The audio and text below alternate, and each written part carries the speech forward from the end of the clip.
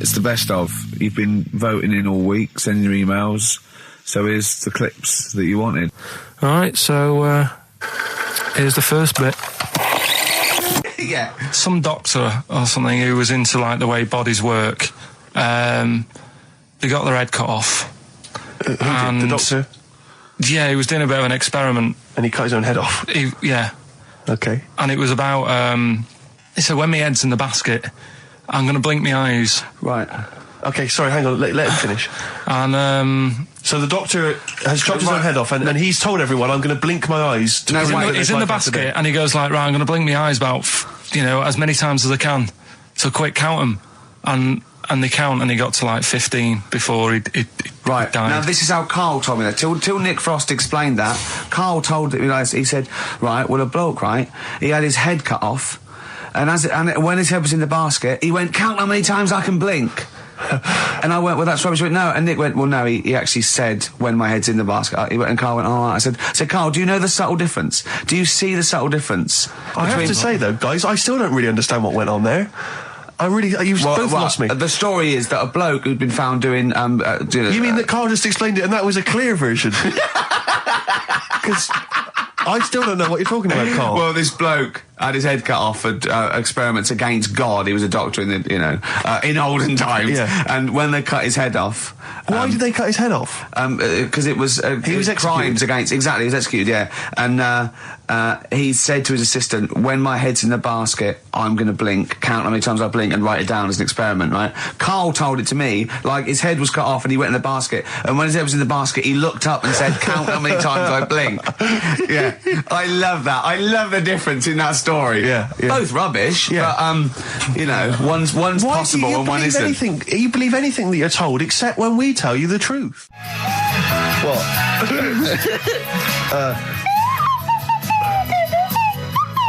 Someone's left one of those little things in here. It's brilliant, isn't it? It's amazing. What are they called, those things? I imagine just there. I was thinking of being in the front row at a Morrissey concert and going, can I just play along? They are brilliant. I don't know what kind of sound that is. I don't know. It's only used for when Kenneth Williams sees someone undressing. Yeah. That's the only time that is used, that noise. Exactly. That is brilliant. But it's like it was specially created for the Carry On films. Yeah, we need... I don't know what it is, but we need something when I walk in and see someone changing. Well, what about this? There is a light that never goes out by the Smiths. I phoned Karl up in the week, yeah, and I said, what are you doing? He went, well, even though it's one of my days off, I'm just doing some research on the web. Found anything that said, yeah, I'm doing science. And then he said, you can get wigs for dogs in Tokyo. That's his scientific fact. And I went, what do you mean? Dogs, if they need a wig? I said, if they need a wig, what? Dogs going bald? And he went, like, this is fine to him. He went, it's a stressful city, Tokyo. The world's all right with Karl. He's always got an explanation. I've only ever seen him confused once. When in Edinburgh, he looked out of his window one day and he saw a bloke putting a parking ticket on some rubbish. Yeah. And that genuinely confused him. Yeah. He couldn't work out, could you? It's a bit weird, isn't it? And the woman breastfeeding her 8-year-old child, you didn't like, did you? I don't like that. But the what's the name? Animals with wigs. I kind of thought, after I put the phone down to you, I kind of thought about it, thought, yeah, it's a bit daft, that. Are you sure he's not the ageing pop group? No. The Animals? But when you think, have you ever seen, like, a bald pet? No. It's weird. What do you mean? Because my mum, we had a cat, we used to get through loads of cats because we lived on a... Oh, God, it started early today, innit? What do you mean you got it's through only 10 past 1. What are you doing? Running a restaurant? We lived on... Oh, God, what do you mean? No, we lived on, like, a main road. Oh, yeah. Right? So we used to get through a lot of them. My dad kept saying, risk. Stop wasting money, it's not... Stop wasting money, not wasting cats. Right, so, anyway, we had this cat that was ill all the time. And... He was just bag of nerves, probably. Yeah, malingerer. Yeah, I'm terrified. I'm going to which house? Rome. Oh, God, bloody hell. Rome. Don't let me go to the Pilkingtons. And he, for some reason, it kept being sick all the time. Right? Yeah, that is nerves. That's definitely nerves. So my mum kind of thought, I've had enough of this, and she shaved it. Whoa. Whoa. Now, I know you're not vets in your family, but what correlation did your mum think there was between you being sick and shaving it? Because it kept being sick and it was a pain to wash because it kept getting So caught she up. wanted a dry wipe cat. So Why didn't you just varnish it? What? it's weird. It's weird. though. So now he's cold and sick. No, but not all of it. She left sort of the back half, but sort of from its waist, sort of. I love that. Shave it because it's sick on itself. And That is it was the genius. weirdest looking thing. I mean, normally I like cats. I'm always like giving yours a stroke on the head and that. Yeah. But as soon as she did that, it was like, oh, Yeah. can't touch it. And then So now it's sick, cold, and hated. Yeah. Carl. It must have, the other cats must have been taking the mick out of it constantly. It's just making things worse. I'm hoping that it got run over and was put out of its misery. no, I think it got all right, that one. Or is that the? Yeah, it did get run over. It did. Oh, God. Oh, dear. How many cats do you say you've got through? I'd say whilst I was living at home, I mean, it's still on the increase even though I'm not there. So whilst I was there, probably 5. God. Wow. Oh. Yeah. And were you upset each time, or you just got used to it? It's one of them things, isn't it? Like I've said before, when you first see something, it's a bit of a shock. Do you know what I mean? It's like the Elephant Man or whatever. Yeah. First time you see him, it's that sort of, oh, look at that. Do you remember the first time you saw Steve? No, I'm not being funny. Do you remember the first? Yeah, but I've said this before. It's always, then you get used to how people look and you don't... No. I'm going to burst. You have to play a record. No, but... Because I just see Steve's face. No, but I've got used to it. Shut up. Wait, what were you thinking during the quiz then when the questions were coming out? What were you thinking of? Well, what it was, right, just before the quiz started, I had to go to the toilet, right, because the rule is, right, people who don't go to it, once it starts, phones off, no more can't leave toilet. the room, They yeah. take it dead serious, don't they, right? Yeah. So I went to the toilet. Now, I'm not being out of order here, it just got me thinking, right? I went to the toilet, the gay fella in there, right? There was a gay fella in there. Gay fella in the toilet. Now, How could you tell? How did you know? just typical, everything about it, right? Everything about it, right, yeah. Oh. What, large handlebar moustache, leather cap. Butt plugs, amyl nitrate. Could I just say that these views do not reflect the views of the management of XFM or me and Steve. Or Go on, most Carl. of the people in this country. Go on, Carl. What's your problem? Yeah, but this is what I'm worried about, really. But this is why I only got Danny Minogue right, Because this was floating around my mind. Went She's to the a big toilet. gay icon, Now, isn't she? go into the toilet. They have like men's cubicle and they have women's cubicle. Yeah. Now, without sounding out of order, is it wrong for me to think gay men should have their own little cubicle? Call in. They should have their own... Well, not cubicle, you mean an actual toilet, I suppose. When I was at the urinal, Yeah. normally, there's a fella there and then you go, all right. And there's no pressure. But I couldn't go. I was thinking, should I wait? If I go into the toilet, it'll look obvious.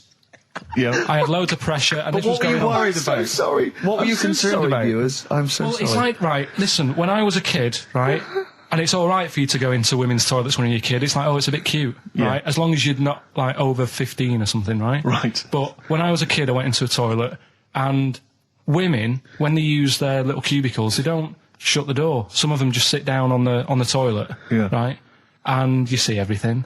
And,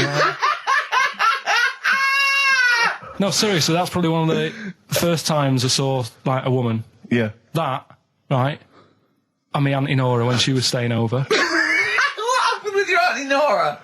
She was, she's into wearing caftans. Into wearing what? Caftans. Oh, yeah. What caftans? Big, bellowy sort of dresses. Right. And, yeah, I used to sit on the floor at home in front of the telly. Sure. She was on the chair behind. Yeah. She did a bit of a sort of a Sharon Stone scene. Oh, God.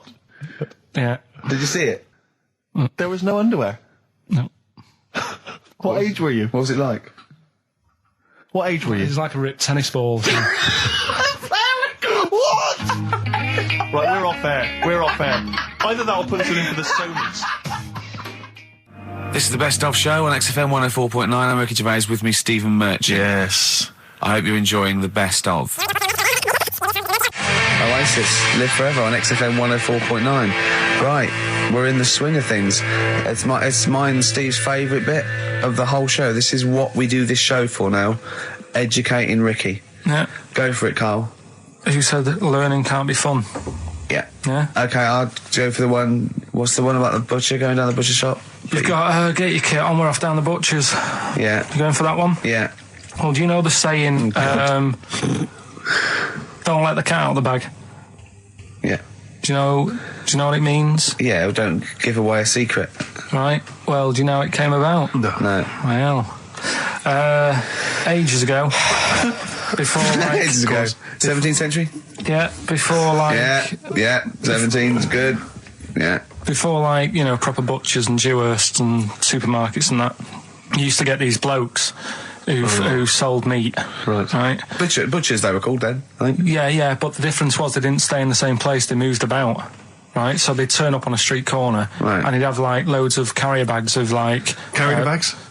Yeah, with meat in and that, and people would plastic be like, carrier bags. Yeah, with whatever. mobile butcher on them. Yeah. Right, so and an email address. Yeah, go on. People went, right, yeah, I need some meat. Right, so they'd go up to this bloke and say, what have you got? And he'd say, well, I've got a you know, you can have a bag full of pig, or you can have a bag full of chicken, whatever. Yeah. And they'd go, yeah, how much? They go, you know, call it a fiver, whatever. Yeah. And they'd buy them, and to make more money, they didn't always fill the bag with what they said was in it. Oh, I thought that might be the case. Right. Yeah. So what did they they used ever to do? put cats in there? Yeah. But I don't see what. Okay, so sometimes they would put a cat in the bag They'd put a and cat pretend in it the was bag. chicken or whatever else. Yeah. So Why was a cat any cheaper than a chicken? Because cats are wandering around the streets, aren't they? Chickens aren't. So they'd get a chicken. They put a chicken on the top so that when they look in it, they'd go, yeah, that's all right. Got a bag full of chicken. They'd get home to make the dinner, and they'd be like, what are we having tonight? And they'd go, well, you'll never guess. And they'd have like, you know, well, you can have a chicken leg, and you know, but it would be a cat. Yeah. They'd have to defrost a pizza. Yeah. Did they mind that they were eating cat then? In those days? He didn't say. He just was saying about the saying, don't let the cat out of the bag. It's like, you know, if they see that, they're going to go mad. I'm mildly disappointed with this story. It's all right if it's true, but, you know, there's something about it, it's just... I want to know more. He always leaves it... Is it Carl doesn't quench your thirst for knowledge, he creates more. I don't know if that's a good thing or not. Well, yeah, he's like the pot noodle of information. Yeah, do you know, he never... I want to go... I'm not nourished by it. It's like if for every fact he tells me, there's 10 others that spring up that I have to get clear. Well, so it was the people that were doing this, it was the dodgy butchers that coined this phrase. Were they saying to each other, don't let the cat out the bag? I.e., what I mean by that, Jack, is don't let them see the cat. Yeah. What we've stuffed in there. Yeah. Dodgy butcher, that's another phrase, isn't it? Yeah. So that's the first one. Is that a euphemism or is that dodgy butcher? As his meat delivered round the back. Sure. So that's that one. So let's get your kit on. What does that mean? It's a euphemism for homosexuality. Okay. And meat, presumably, in that means different things. It doesn't. It's a word that is also a male would bird. it mean chicken or cat necessarily in that context? Or well, I suppose it could. Yeah. Yeah. Do you know what a fable is? Got a Carl? rough idea.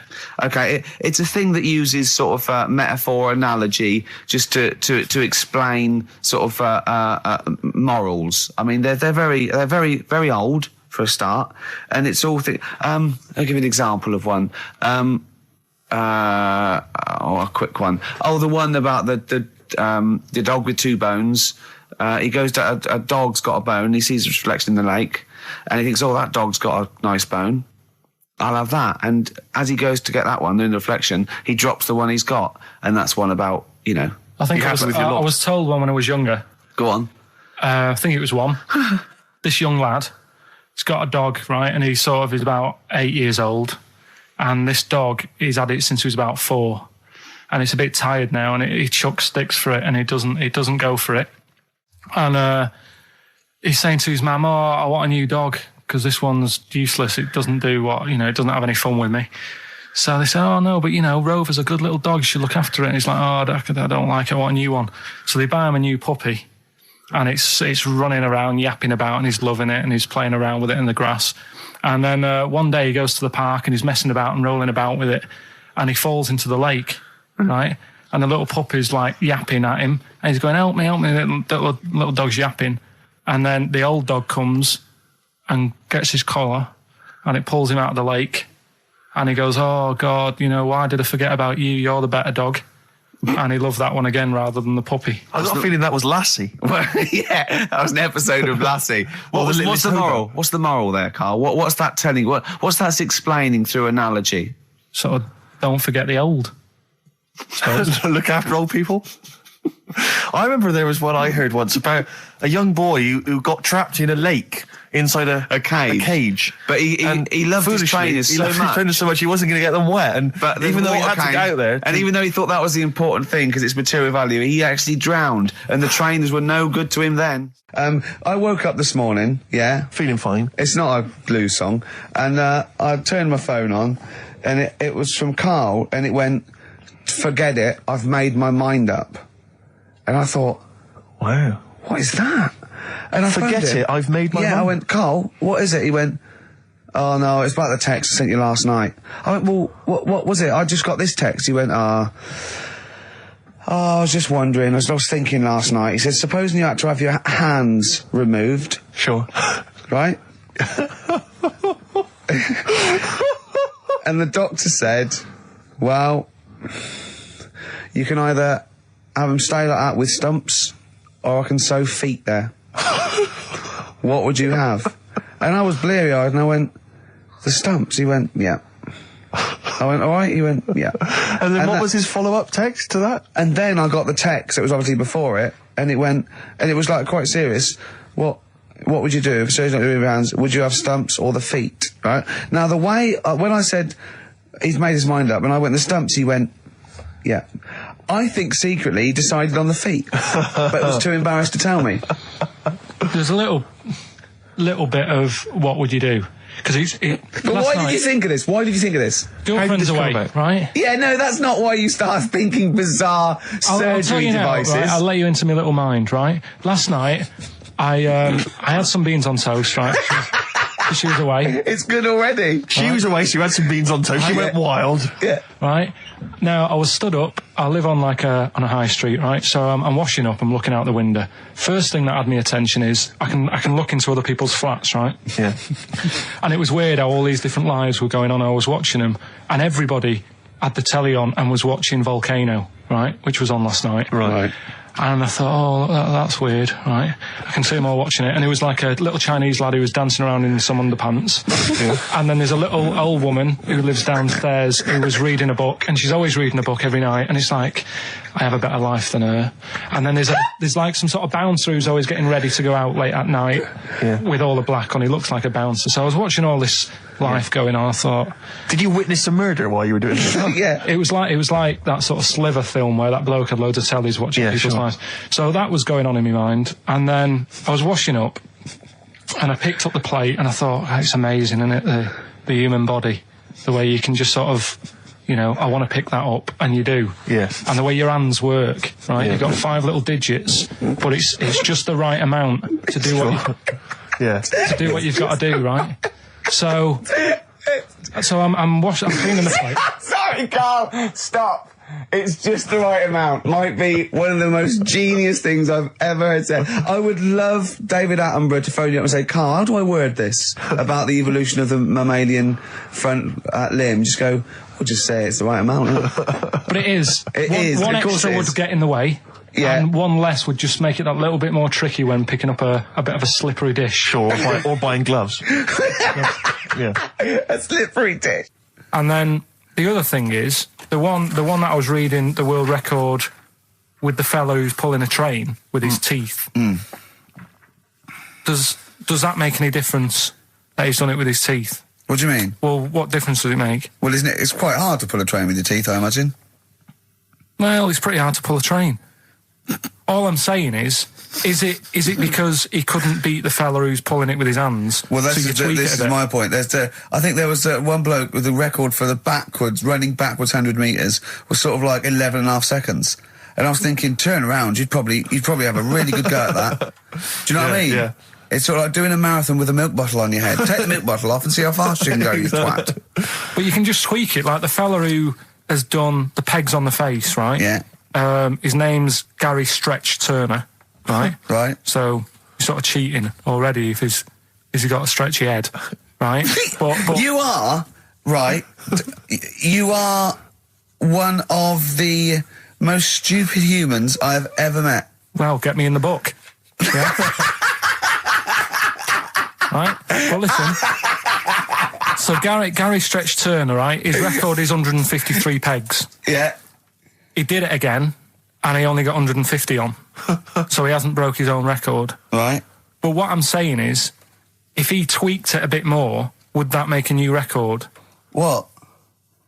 Well, if he said, I've got 150 pegs on, but at the same time as eating a burger. I see what you mean, yeah. He'd be the world record breaker for pegs and eating burgers at the same time. Yeah, just change it a bit. If you know you're not going to make it, just do something else. I'm assuming the rules are set at the beginning, Carl. That's it. That's where they say, right, you're just going to do the pegs thing. You're not going to introduce burgers halfway through, are you? Definitely not.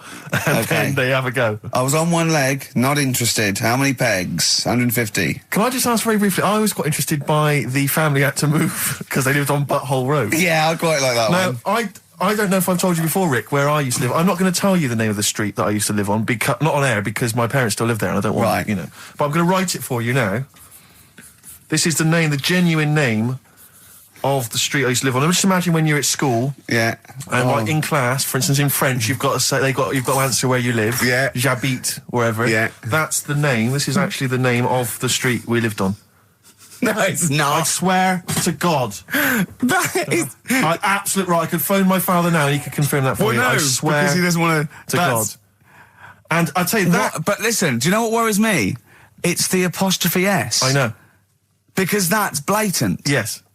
Amazing, isn't it? That is incredible. But imagine how embarrassing that was. So if I look that up in the Bristol... You will find that in the Bristol A to Z. I swear to God. That is really... Why have you never told me that before? I can't believe I haven't. That's I'm incredible. still embarrassed now. Do you know, whenever I have to phone up, if I have to give that address, I always spell it instantly. Really? Like, somehow that will hide it, that'll disguise the name. But I can't get over that. Anyway, if you perhaps live in Tits Avenue, or... Wankling Drive. Wankling Drive, just get in touch. Let us know, we're not really interested. You've been voting in all week, sending your emails, so here's the clips that you wanted. Carl, you're making noises while I'm talking. Yeah, but you do this all the time, trying to wind me up. And I'm not saying Manchester's the best place in the world, but what I'm saying is there's bits of it that I really miss. Yeah. Like last Sunday, right? When I'd met up with Ricky, we had spaghetti bolognese, which was all right. And then I said to him, I need some soil. Damn, I wish you'd invited me. It sounds amazing. So I need some soil. What do you think? You need some what? Soil? Soil, yeah. I need to repot a plant, right? Yeah. So you need to repot a plant? Yeah. Fair enough. So I'm like, where you can't see these shops in London. Do you know what I mean? There's nothing around. I took him straight to one in my street. Yeah, but near your street, and that's probably the only one in London. Well, you say that, Carl. No, it does annoy me. Round my way, it's like, you know... You can't move for soil shops. There's earth. You can just pick up handfuls walking down the street. Yeah, incredible. People just lean over into someone's front garden. No, you can take the plants as well. No, but what I'm saying is, Manchester, there's loads of decent hardware shops. Yeah. Here, if you want a panini and a latte or whatever, you can't move for them. But for soil, I had to go virtually how many miles away from me to carry that soil home and stuff. Yeah. It's not good. I mean, London's all right, but if cities were sort of marked... It's neglecting the peat market, really, well, there's barely any mulch available in central London. I'm sick and tired of not getting a good, decent compost of a Sunday. Indeed. So, I'm thinking of moving to the north, where there is loads of soil and gravel. Indeed. And animal shite. Whatever. Yeah. So you were going to say, if you're marking cities out of 10, what would you give London? Well, if you were marking them on, on what they have. Right. As opposed to what? Well, as opposed to How the you name. spell it. Say, like, I think the greatest city in the world is Rome. Right, Okay. it's pretty amazing. Yeah. Have you been? What? Yeah. Why do you think that though? Just because, like, you turn a corner and there's something there that's really old. Right? Like, you're going down a normal street. Go and stay in a Derby and Joan club. Yeah. No, but it's like you're going down the road and then you turn a corner and like the Colosseum's in the middle of a busy road. It's like, what's that doing there? Yeah. Yeah. And just when you think there's no more, you turn another corner. It's almost as if that was there first. Yeah. Well, yeah. Yeah. But do you know what I mean? London, Yeah. what have we got? You know, Trafalgar Square is world known. And you go there, what's there? Yeah. Do you know what I mean? So there's a lot of space there. Get one big B&Q.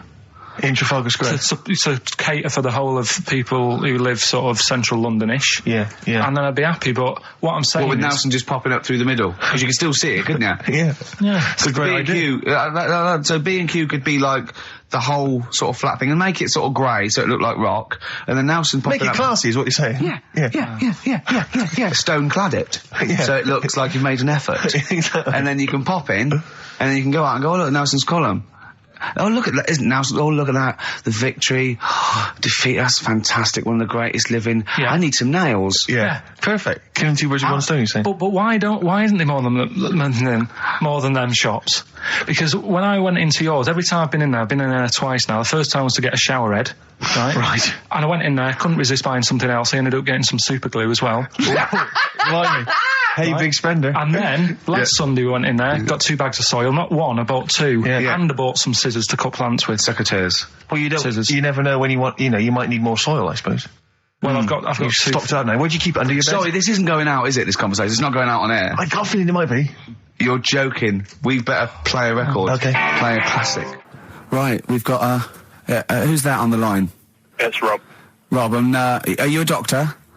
I'm a final year medical student. I'll be a doctor in 2 months, touch wood. That's close enough, isn't it? Yeah.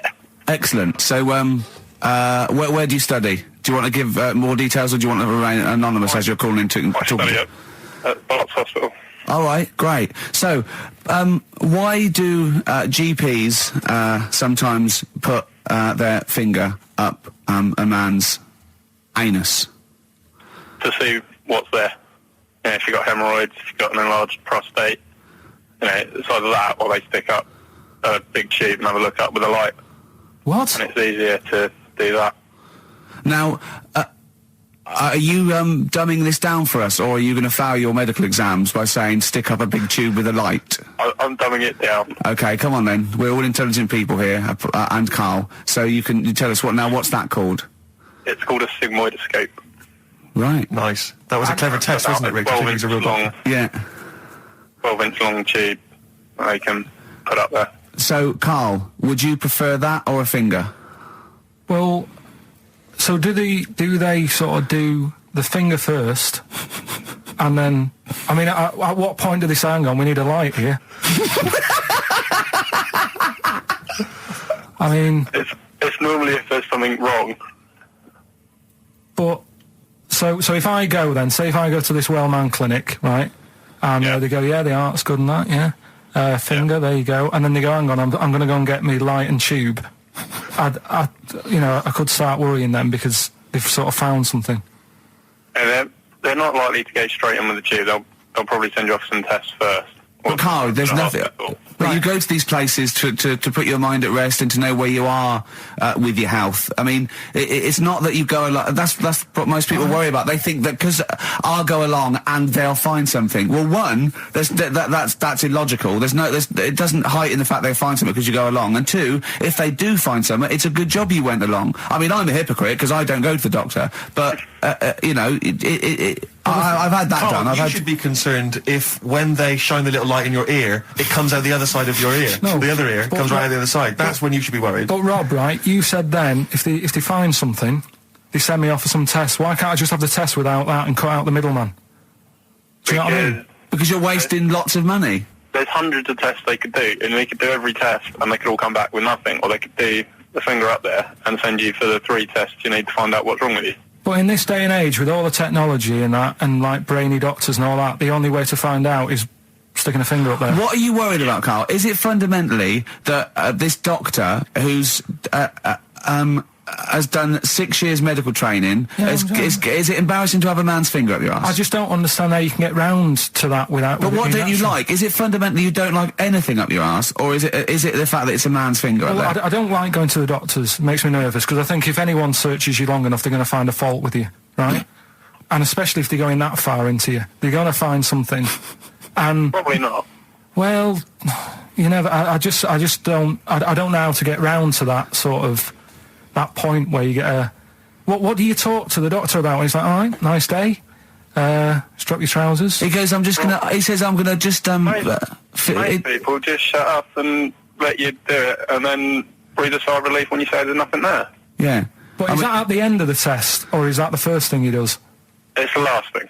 So that trousers up out the door. Because he knows it ends conversation. He knows it's a bit of a faux pas. The doctor says, I better not kick off with the finger up the arse. What I do is I'll start on with the, the head, and then we'll then go, one final thing, Mr. Pilkington.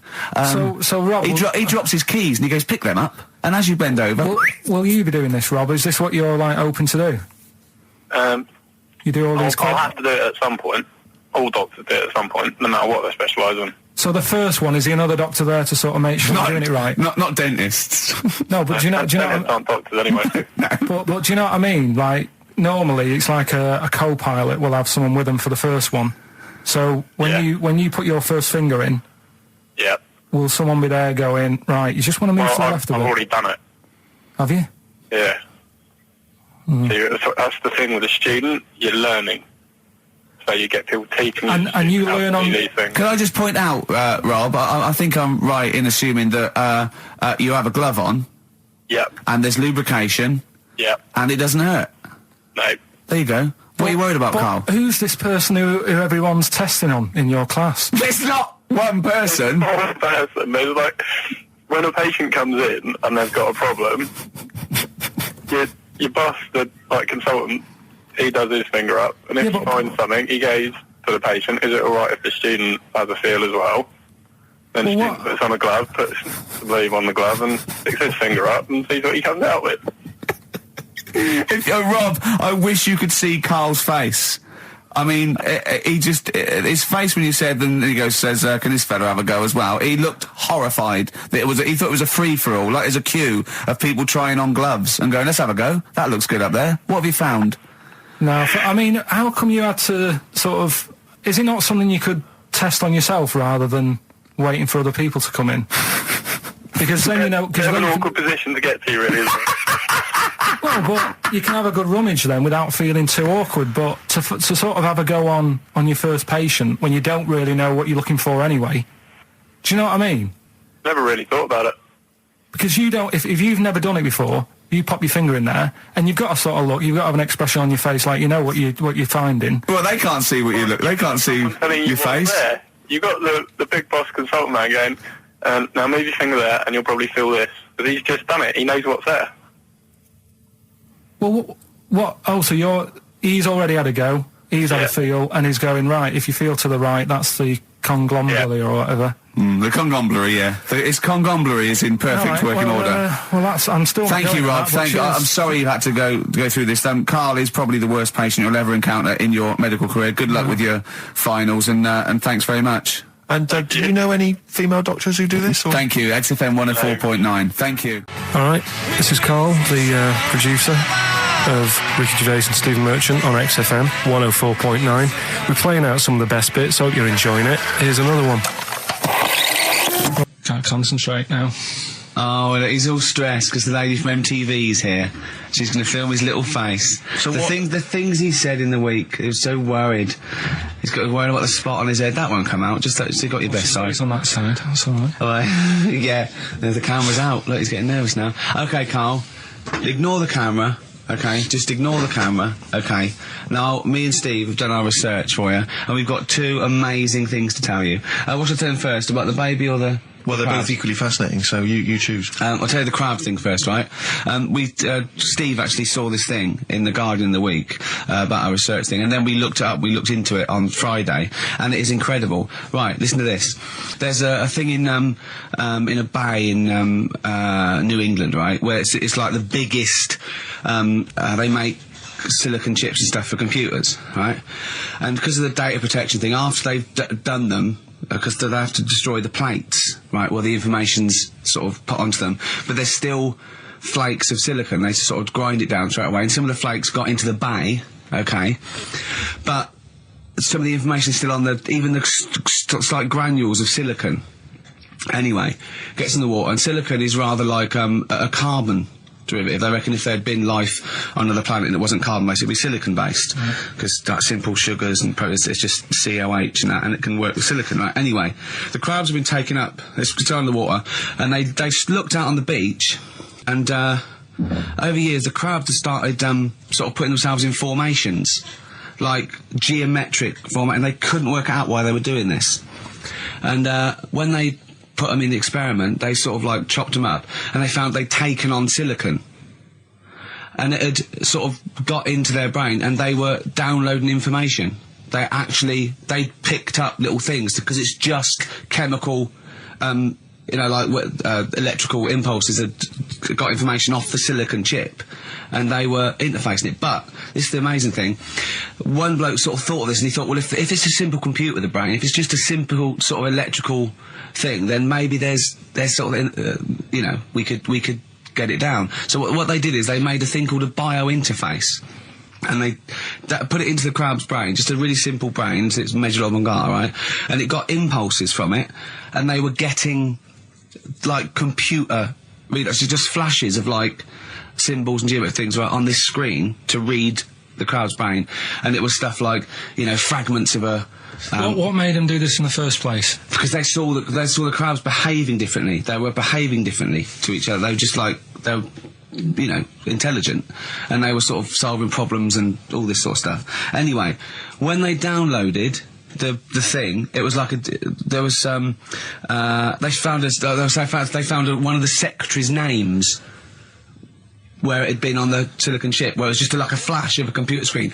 But the most amazing thing is, they downloaded a memory, right? It was like a snapshot where it had been burnt onto the retina of the crab, just a snapshot or something, and it was like a picture of the beach, like a couple of years ago, right? And they also did, incredible, it was like just a digital black and white sort of thing, so they could see what the crab had seen. Amazing. Jeez. Amazing. So intelligent crabs. What are they doing with them now? Super brain. Well, they think this is the upshot. They think they could use it as spy crabs, because they could get these crabs. Also, the other thing is, as generations went on, right? So they put a crab in the sea or something, right? Lots of crabs in, and then as generations went on, a newborn crab, they downloaded the memory, and it had the memories of its great all together. It had every memory that any crab had been related to it beforehand, because it passed it on. It just passed it on. So not even ones that had been eating the silicon stuff. Yeah, no. These are just like ones that have had kids. Yeah, and they've got like. And they know so you'd know everything. Your everything right the way back. So would that work if we ate silicon? Well, possibly. So what are they going to?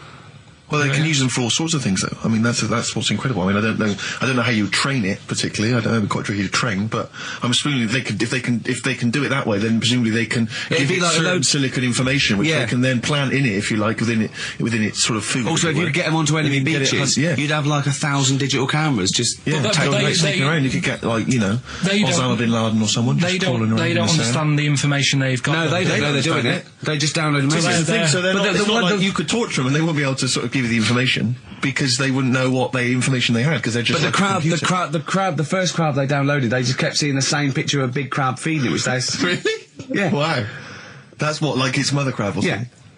Yeah, just memories of it as a child. But they're not in colour, presumably. Because no, it's all in black and white. It's just a digital camera, because it's just they don't see in black and white, so it's just like a I don't know. I think it's burnt onto the retina or something. And the only one that they kept were the ones they saw a lot of the time. Wow. I mean, in a way, some of the educating Ricky I've got for you today is on the similar lines. Right. Oh, you've got to be impressed by that. You've got to be impressed by that. That's pretty good. I mean, I'm interested to see, what they do. What they do with what the crab developments are. But no, that's pretty good. Yeah. But I mean, amazing. Yeah. Amazing. Well, just digest that information, because that's not even the most impressive one we found.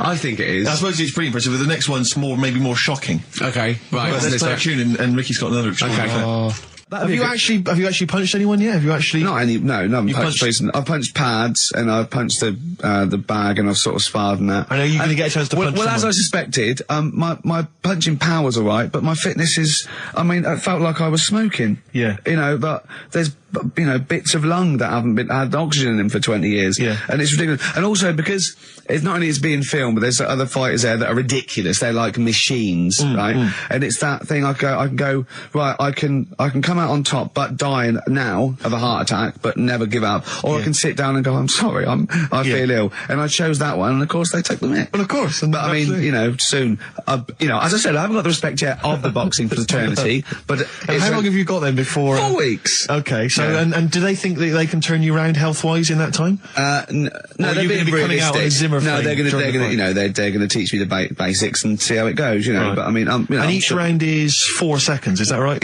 Yeah, 2 4-second rounds with a 2-hour break in between each one. Sit down meal. So give the number. I want serious suggestions of my fighting name. Nothing insulting. So we can actually use. Well, let's give out the email. That's always the easiest. Ricky.Gervais at xfm.co.uk. What's the number, Carl? 08700 800 1234. And it doesn't have to be in the middle. It could be at the beginning, like the Rage. Okay. Ricky the Rage. Ricky the Tits. Sure. Ricky the Man. Play a record. Big it was a good day, yeah. Ice Cube talks to me about my life in the pub. Yeah. A couple of emails are already coming in. They're flooding in, Rick, inevitably, as boxing name suggestions for you. This is one from Matt, I think. He's given a couple, actually. Ricky the Pudding Gervais. Ricky Big Mac Gervais. There's a theme here. Ricky Pasty Gervais. The pasty. I quite like the pasty. Here comes the pasty. As Carl said, he said the thing is, if you have a really good nickname, it's embarrassing when you lose. Whereas if you just call yourself, it's not so embarrassing when you lose. Carl, this is doing no good for my ego. Do you know what I mean? If you have like Killer Gervais. Yeah, and then you end up like vomiting, choking on your own vomit upside down, hanging out the ring. What happens if you win? Do you have to do something? Whereas there goes the pasty being stretchered off in the first 2 minutes. Yeah. It's not such a problem. There he is, being lightly basted. And chucked down a mine. What do you mean, what do I have to do? Say if you beat Grant, say if that happened. Yeah. What happens next? What do you mean, what happens next? What? Do you think this is a contention fight for the big one? But do they... Well, then we make Ricky 2. No, but, do you know if they're planning on making more money? Because it's for comic relief, isn't it? So what happens on the night? It's for a charity of our Comic choice. relief would make sense. Yeah.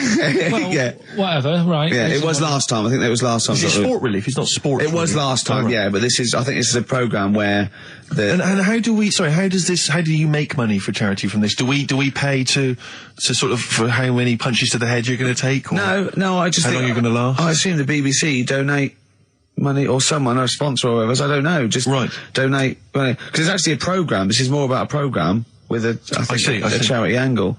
So, So as if you get, like, killed, there's more money and food to go around. Maybe. But no, I mean, the thing is, what's the next step? Because if they go like, right, yeah, well done, you've won, thank you very much. Well, Carl, what do you expect? That it's winner stays on? Yeah. Like in a fair, where I go out there and I let people punch me. On Bird Manning. Yeah. And then my twin gets up. Yeah. It's just it's a programme. He's not going to turn pro. It's like faking it. Yeah, but what's the point if it's not going to go anywhere? Well, sorry, him fighting Grant Bovey in a ring is not entertainment enough. Yeah, what's the matter with you, Carl? That's going to get his face pummeled in. That's Coldplay, The Scientist on XFM 104.9. Right, competition, isn't it? No, it's Educating Ricky Part 2. Oh, is it? Yep. I wasn't even listening. He's doing all the work, I wasn't even listening. I want to spill some water on that. Right, what's this one again then? Right. What's the teaser headline? Teaser headline is, what's tomato with you?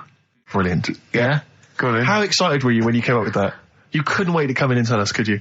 I think it's a good one because you won't forget it now, will you? Okay. I mean, like the worm one. What's so special about the worm? you know, a lot of people think that if you cut a worm in half, 2 worms will grow, but no. What happens is if you cut the head end slightly nearer the tail than the tail will die, but the worm with the head will be okay. So, it's exploded a myth, and it taught me something. Right, so the second one, part 2 of educating Ricky. What's tomato with you? Yeah. What this one's about is, ages ago, It's scientific. There's never a date. There's never a country, a location. Okay, settle down, children. Now, this is A-level history. Right. Once upon a time. Yeah. When a mental place with swords was a king, forget his name, but he was a loony. So, and it was literally ages ago. Yeah. So, good luck in the exam. Yeah. Right. So, like, you know, alright, many years ago. Oh, yeah, cleared that up. Go on. They thought tomatoes were poisonous. Right? Okay. Because what Hold on, are they going to be proved wrong at the end of this story? Well, because I don't want to give away the ending, but is it something to do with are they poisonous tomatoes? No. Oh, you're having a laugh. I don't believe it. Go on. They're going to be eating tomatoes all this time. Oh, Steve, what's tomato with you anyway? Okay, so hang on a minute. What's Let's just recap recap quickly. Many years ago, when people thought tomatoes were poisonous. Yeah. Go on, Well, they didn't know they were poisonous then because they were still eating them. But what was happening? Well, they're not. But they're not poisonous. But hang on a minute. All right, and it's not. I'm just going to listen. I'm not even going to talk. Okay, I'm not going to tackle it So, anymore. if you remember, years ago they didn't have like pottery plates. They had lead plates. Right? What are you talking? Just let him talk. Sorry, what year is this? Let him talk. Come on. Plates made out of lead, and what they'd end up doing, they'd say, right, do you want a tomato? And they'd go, yeah, all right. And they'd put the tomato on the lead plate and cut it. And because of the acid in the tomato, right, it would sort of make the lead runny, and the lead would go into the tomato, and they'd say, oh, it's lovely this, and they'd be eating it. They'd get food poisoning, lead poisoning, what have you, and they'd be really ill. So they thought tomatoes were poisonous, so they didn't eat them for many years.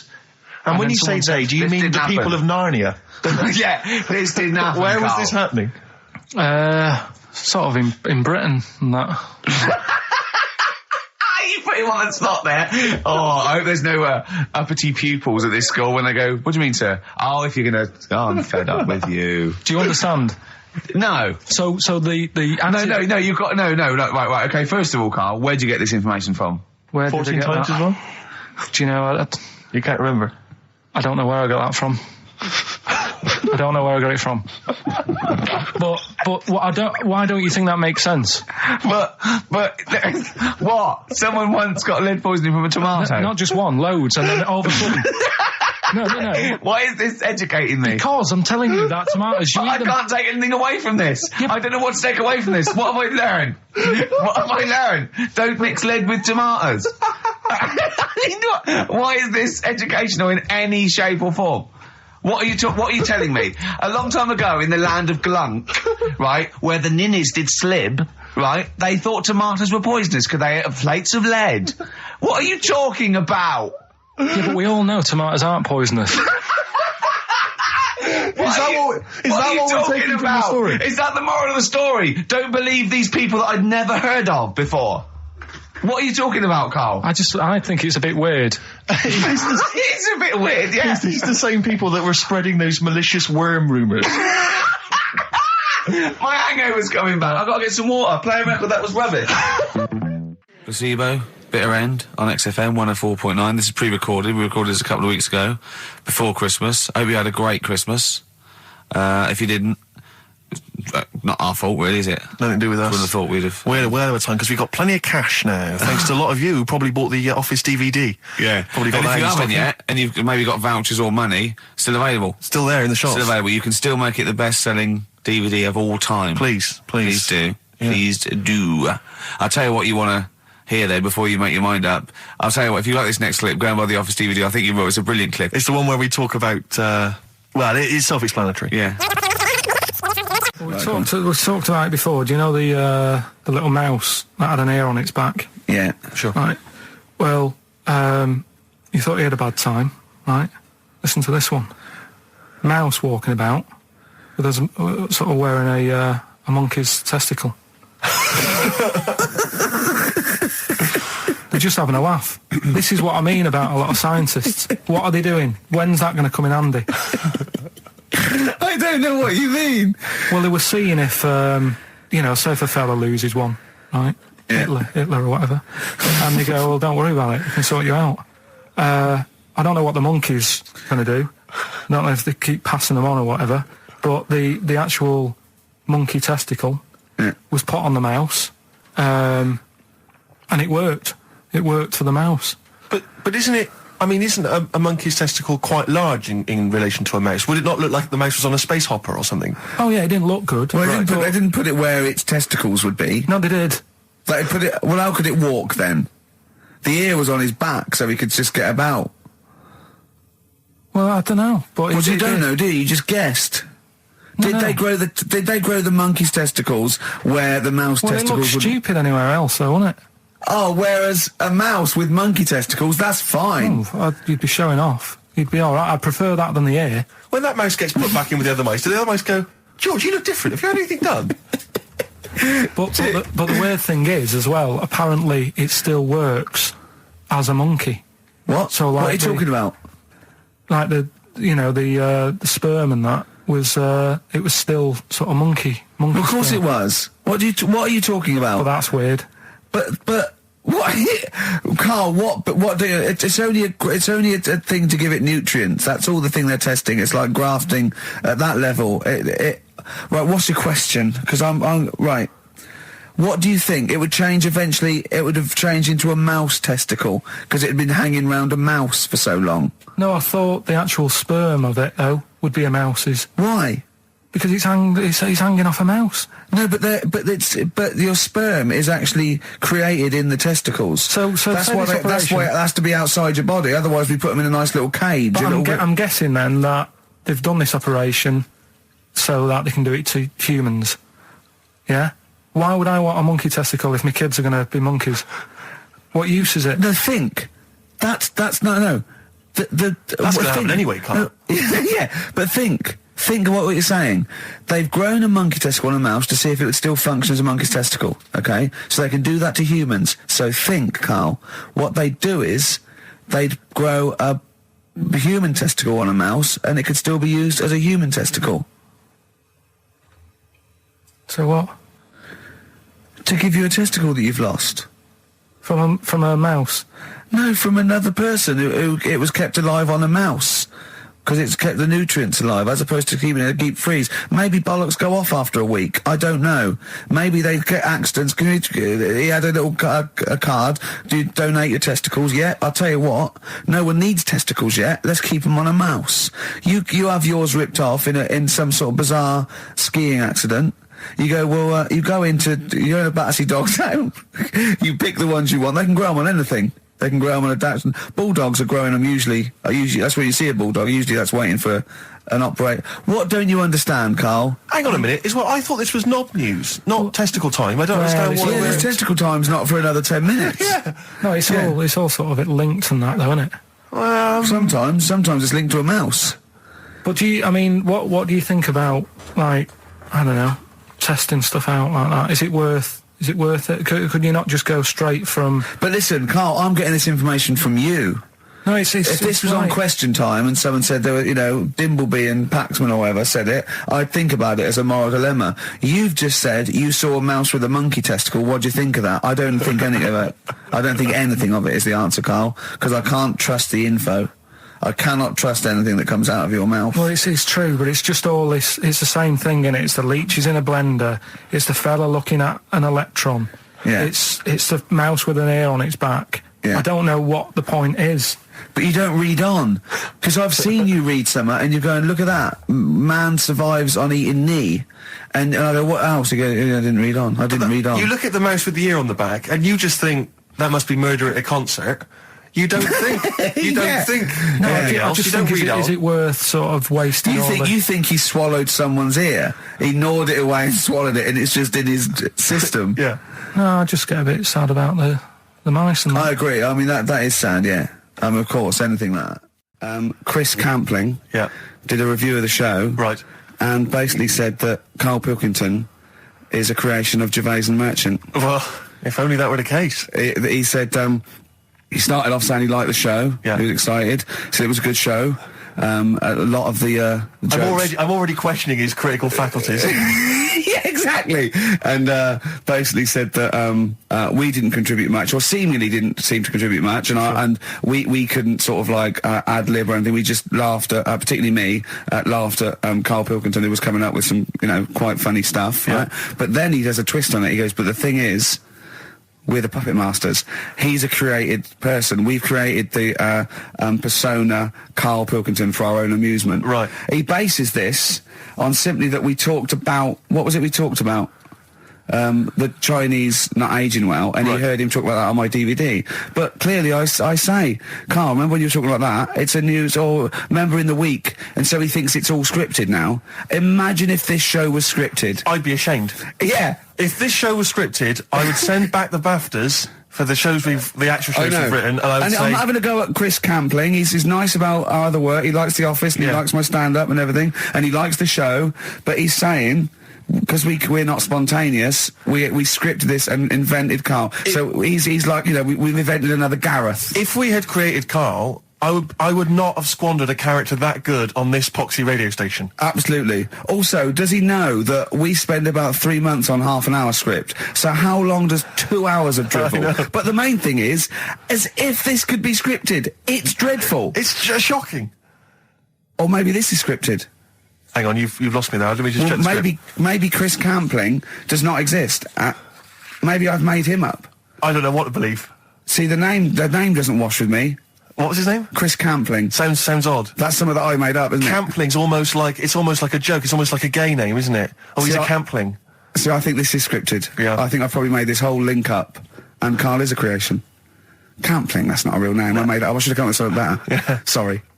Down to the River by Bruce Springsteen on XFM 104.9. So, that little fella in the Times thought Karl was just a puppet. We created him. He's an actor. What's his actor's name? Brent Hogwell. We got him from a Spotlight. Brent Hogwell. This stupid, dopey Mancunian accent, he just puts that on every week. Yeah, exactly, yeah.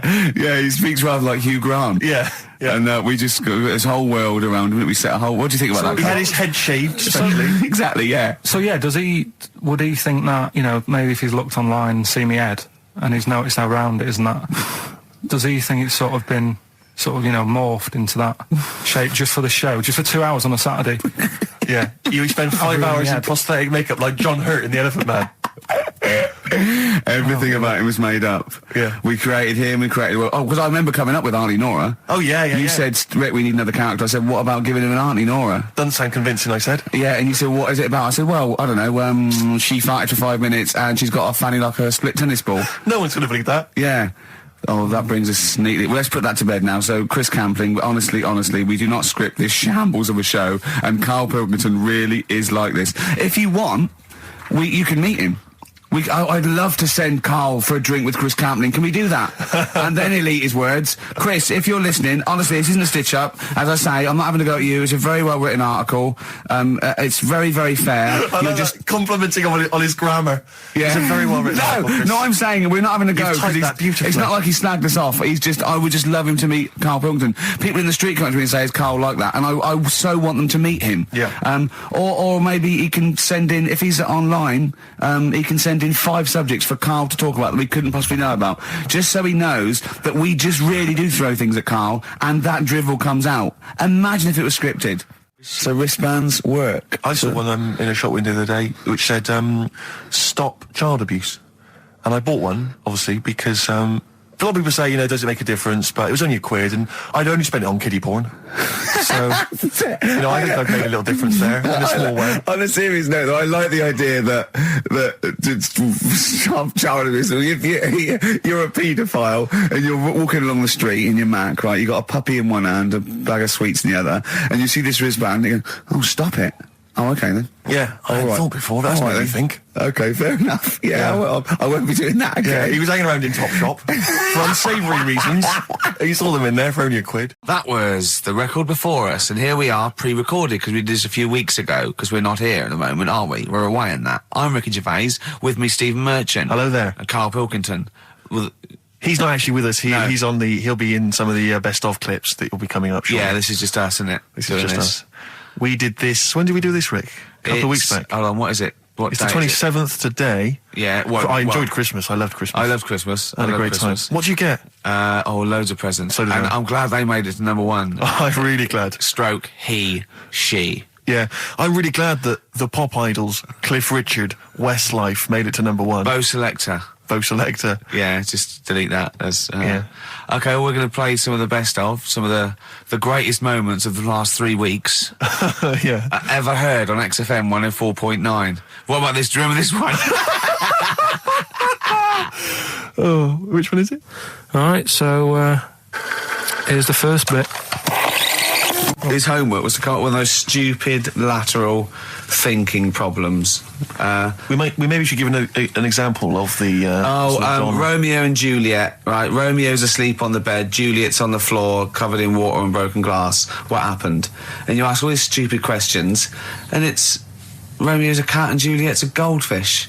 Again, Awful. What am I thinking? Yeah. Yeah, go on then, Karl. Right, Yeah. there's a bloke lying on the floor, right? He's cut his head, blood's coming out of his head, and all his mates come running up, and they're all stood round him. Yeah. And they don't take their hats off as a mark of respect. That is outrageous. Why didn't they take their hats off? Oh, I'm laughing, but it's probably as good as the real absolutely. ones. A bloke's fallen with his... Yeah. He's lying on the floor. Yeah. He's dead. Yeah. His mates come running up. Was it important that his head was cut? I don't know. I mean, Would it have been okay if he'd been wearing a hat? He wouldn't have been dead if he was wearing a hat. What's your answer? No, you're meant to answer questions. You don't just go, what's your answer? You say, where's the turn? So you go, no, and I have to guess. It's obviously like sort of a motorcycle stunt team or a parachute. Why didn't they take their hats off? Because they're probably still on the motorbikes or something. Or... Well, yeah, but if you mark a respect to someone, you could take your helmet off. I'm getting angry. What? They're parachutists. Why couldn't they take their helmets off? Because they're coming down from the sky. But he's on the floor dead. Well, but they can look down and see him on the floor. Are they on the floor, Karl? They're on the floor as They're well. walking, are they? Yeah, well, they sort of stood there looking at him. They're stood there. Yeah. They're stood on the floor looking They're at him. soldiers. Why? But why? If Because it might be in a battle zone. They might have their helmets on, and he's been shot in the head. No. Well, that does work. You see, this is my point. That one works. That one works. Unless you've given us a piece of information where that doesn't work. What's the difference? Why is yours different to he's been shot in the head in the trenches and they're looking at him and they keep their helmets on? I just don't think it matters as much. If they're in the trench, they're already guarded a little bit. So they could take their hats off. It's the best mate, for God's sake. Okay, he's dwelling on this. Are they normal hats? What kind of hats I'll are give you they? the answer. No! Don't get ratty.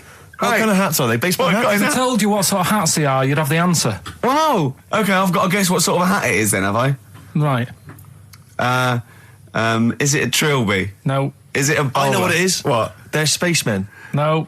Oh, that's a good That one. one works as well. This is my point. I like that one a lot. It works. He's fallen on the moon, and not that the moon happened. It was set up, wasn't it, in the fake, studio? We know that, yeah. Okay, Karl, what's your answer? Builders on a building site. Why is that different to soldiers? Because bricks don't fall in wars. But bullets fly. Right. Let's play a record and we'll come back to it, Karl, while you think about what you've done. Oh, yeah. You've embarrassed Let's play some yourself. classic Suede. Yeah, and this is for David and Kieran, I think, who wanted a bit of Butler. What do you make of the first genetically modified baby? Oh. Are you worried about this? Do you know what did they do? What? Let me see what it says here. It Well, says, isn't it just choosing the, eye colour? Well, this is the concern, isn't it? That in the future you'll be able to decide whether it's a boy or a girl, how intelligent it is, what it looks like, is it handsome, is it ugly? Obviously, no one will choose an ugly baby, and so on and so on and so on. And so it means that where will it lead? Where will it end, Karl? Are you concerned? I've thought about this a lot. What will us three look like in the future if they're being, genetically modified beautiful people? What will we be like? How will we be considered in society? True, yeah. But we've talked about this before, haven't we? about the cloning thing. Yeah. That's a bit weird. Yeah. But I don't think it matters, because at the end of the day, right, you might look like some other kid, but it's the way you're brought up that will change your features and the way you are, you know, your personality. If you lie, you get a long nose, don't you? Well, no, but listen, right, because I remember when we, you know, I was growing up on this estate. This is going to be good. Go on. No, it's not. It's just an example of how this doesn't work. Go on. So we don't need to worry, sort of thing. Sure. Right? Okay. So I'm growing up on this estate, and there was this woman about 4 houses down. Right, it's a bit rough. All right. Didn't fancy her. Oh God, no.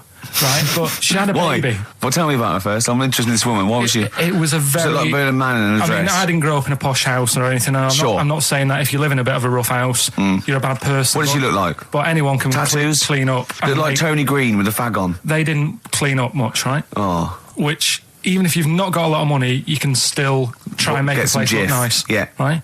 But she didn't, and a kid used to take a horse into the house.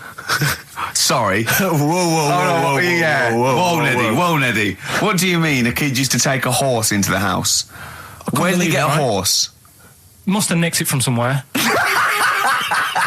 Must have done. You seen a horse in it? No. What, is that from outside the saloon round the corner? Yeah, was it just tied up with a bit of leather? Right? And, Oh, that's great. I'd Did been Big out. Jake come looking for it? I'd been out. Oh. Sorry, let me get this. This was before the lynching stopped or after. Where did he get a horse from? What do you mean he must have nicked it? His mum said, where'd you get that from? I bought it. All right then, but keep it out of the kitchen. I don't want you going Catlin rustling.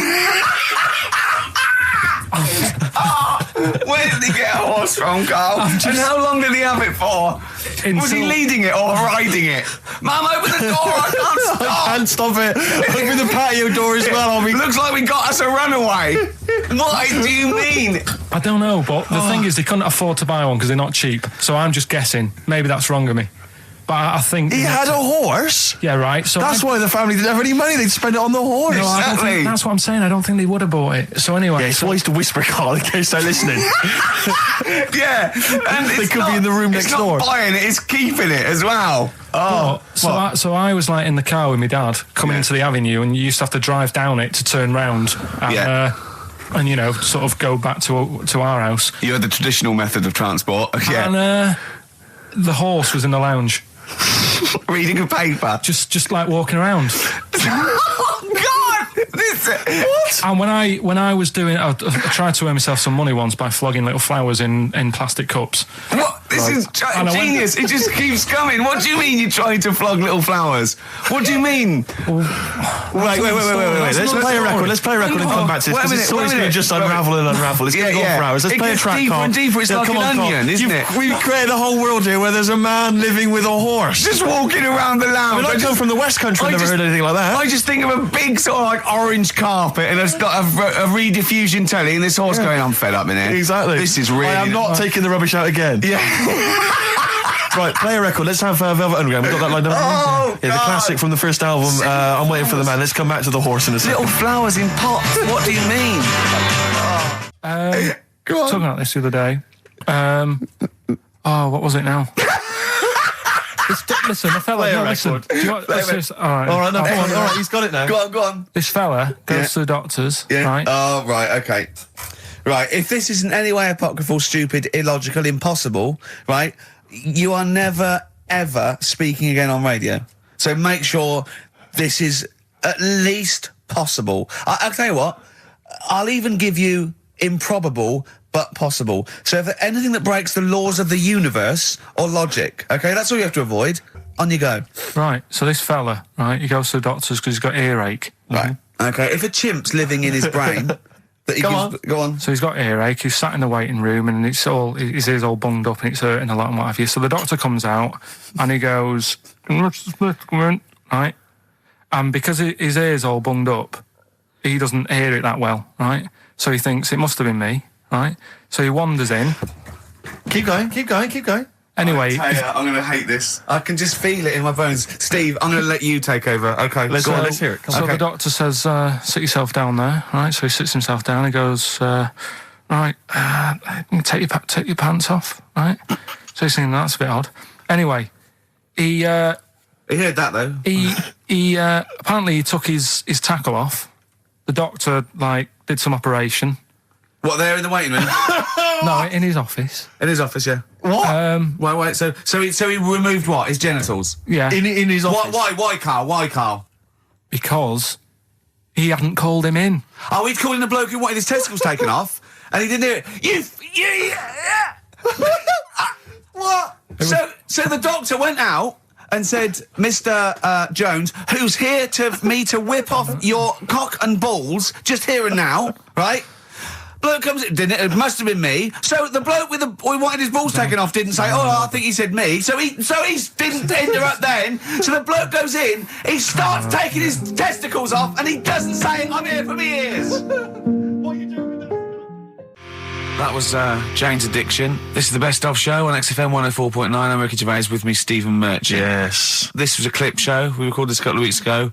I hope you had a Merry Christmas. It's not over yet, because tonight at 9:50 is the second part of The Office Christmas specials. It's brilliant. Watch it, and we'll be back next week live. I'm Ricky Gervais, with me Stephen Merchant. Bye. Have a great new year. Right, next one. Which one's the next one? Oh, what about your paper round? Right, the paper round one. Paper round, I'd still say it's the best job I've ever had. And he means it. No, I really enjoyed it. It's like, you know, you don't have to work with anyone else, right? So you make your own rules. Just think of that. You know, you sort of You're around, spreading information to people. Vital information. Giving a service, and no one else is around. You know, you can just do what you want and think about stuff whilst you're cycling around on your bike. It's really good. Yeah. So anyway, Imagine the stuff he's thinking about when he's riding around his bike. So getting in the head of a salamander. So anyway, I loved it, and even though I only got like 50p a day, right, no matter what the weather was like and stuff, I used to get up at 4:30 and go and do the round. And why'd you get up at 4:30? Because I wanted to watch the Pink Panther at 5:30, so I wanted to get me paper round done. I said, why didn't you watch Pink Panther? And then he went, I can't sit there thinking I've got my paper round to do. He'll ruin it for him. Yeah. So is it a good job or not? So 4:30 I was up and about, and this morning it was like winter, really bad winter, bad snow, you know, freezing cold, really windy and all that. And my mum said to me before I went to bed, she said, don't be getting up tomorrow, I'll give you the 50p. I said, it's not about the 50p. So, you know, people want the papers and stuff. So, conscientious. So anyway, I went to bed thinking, you know, that's it. I've told her I'm still going, so, you know, whatever. Go to sleep, get up in the morning, and put all my kit on. And I used to have layers of clothing on because it was really cold. I had like a big anorak on with the fur on. I had like waterproof pants, and I got my paper round bag. And I went downstairs to get out and tried to open the door, and it was locked.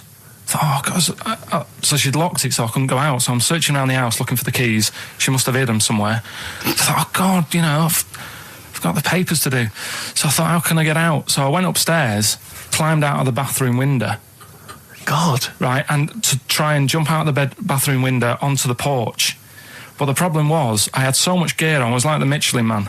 So I could hardly move as it is. Yeah. And I try to get out of the window, and I'm like, trying to stretch down like that, get my foot on the porch, and my bag got caught on like the hook of, do you know, like how you have a hook so you can put the window open? Right, yeah. The little arm goes on. My bag had got caught on that.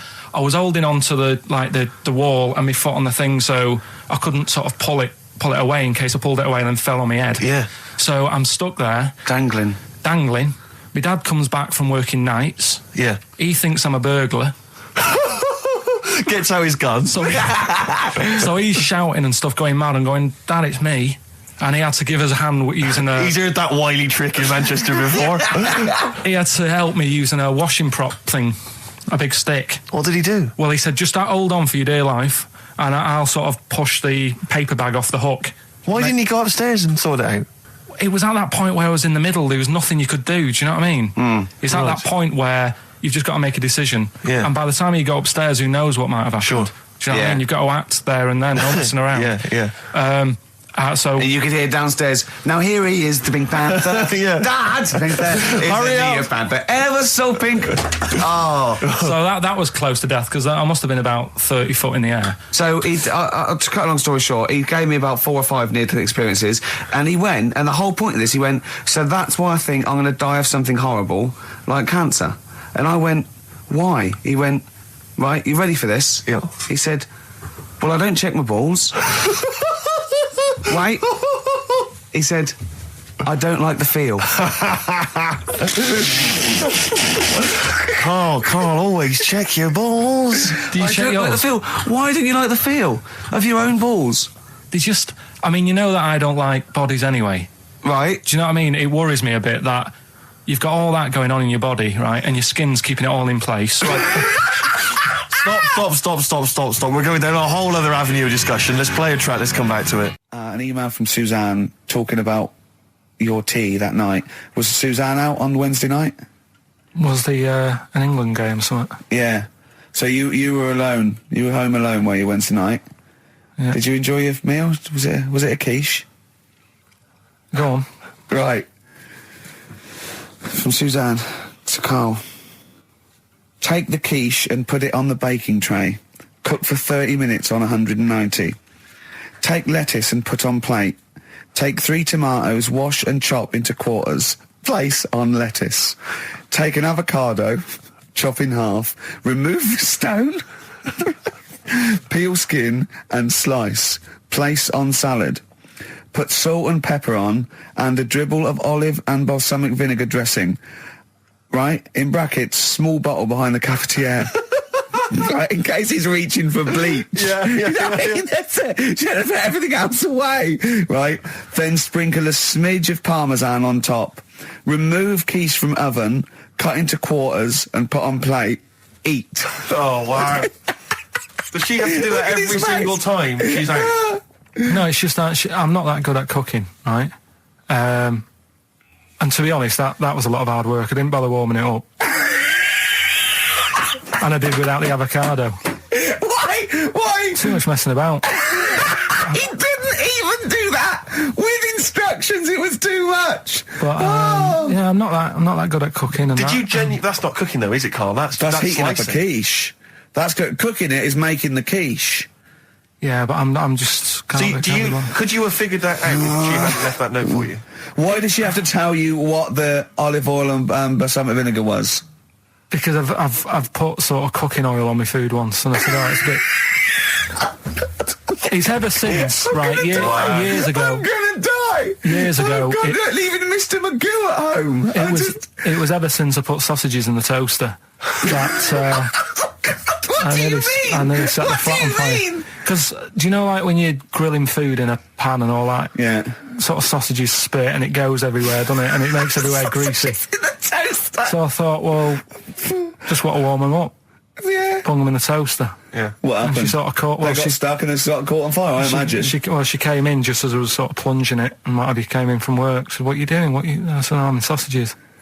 Well, the oven isn't on. I know they're in here. What? You turn it off? Panicking and that. But I've never been into it. I've never been into cooking and that. At school and stuff, I didn't bother doing it.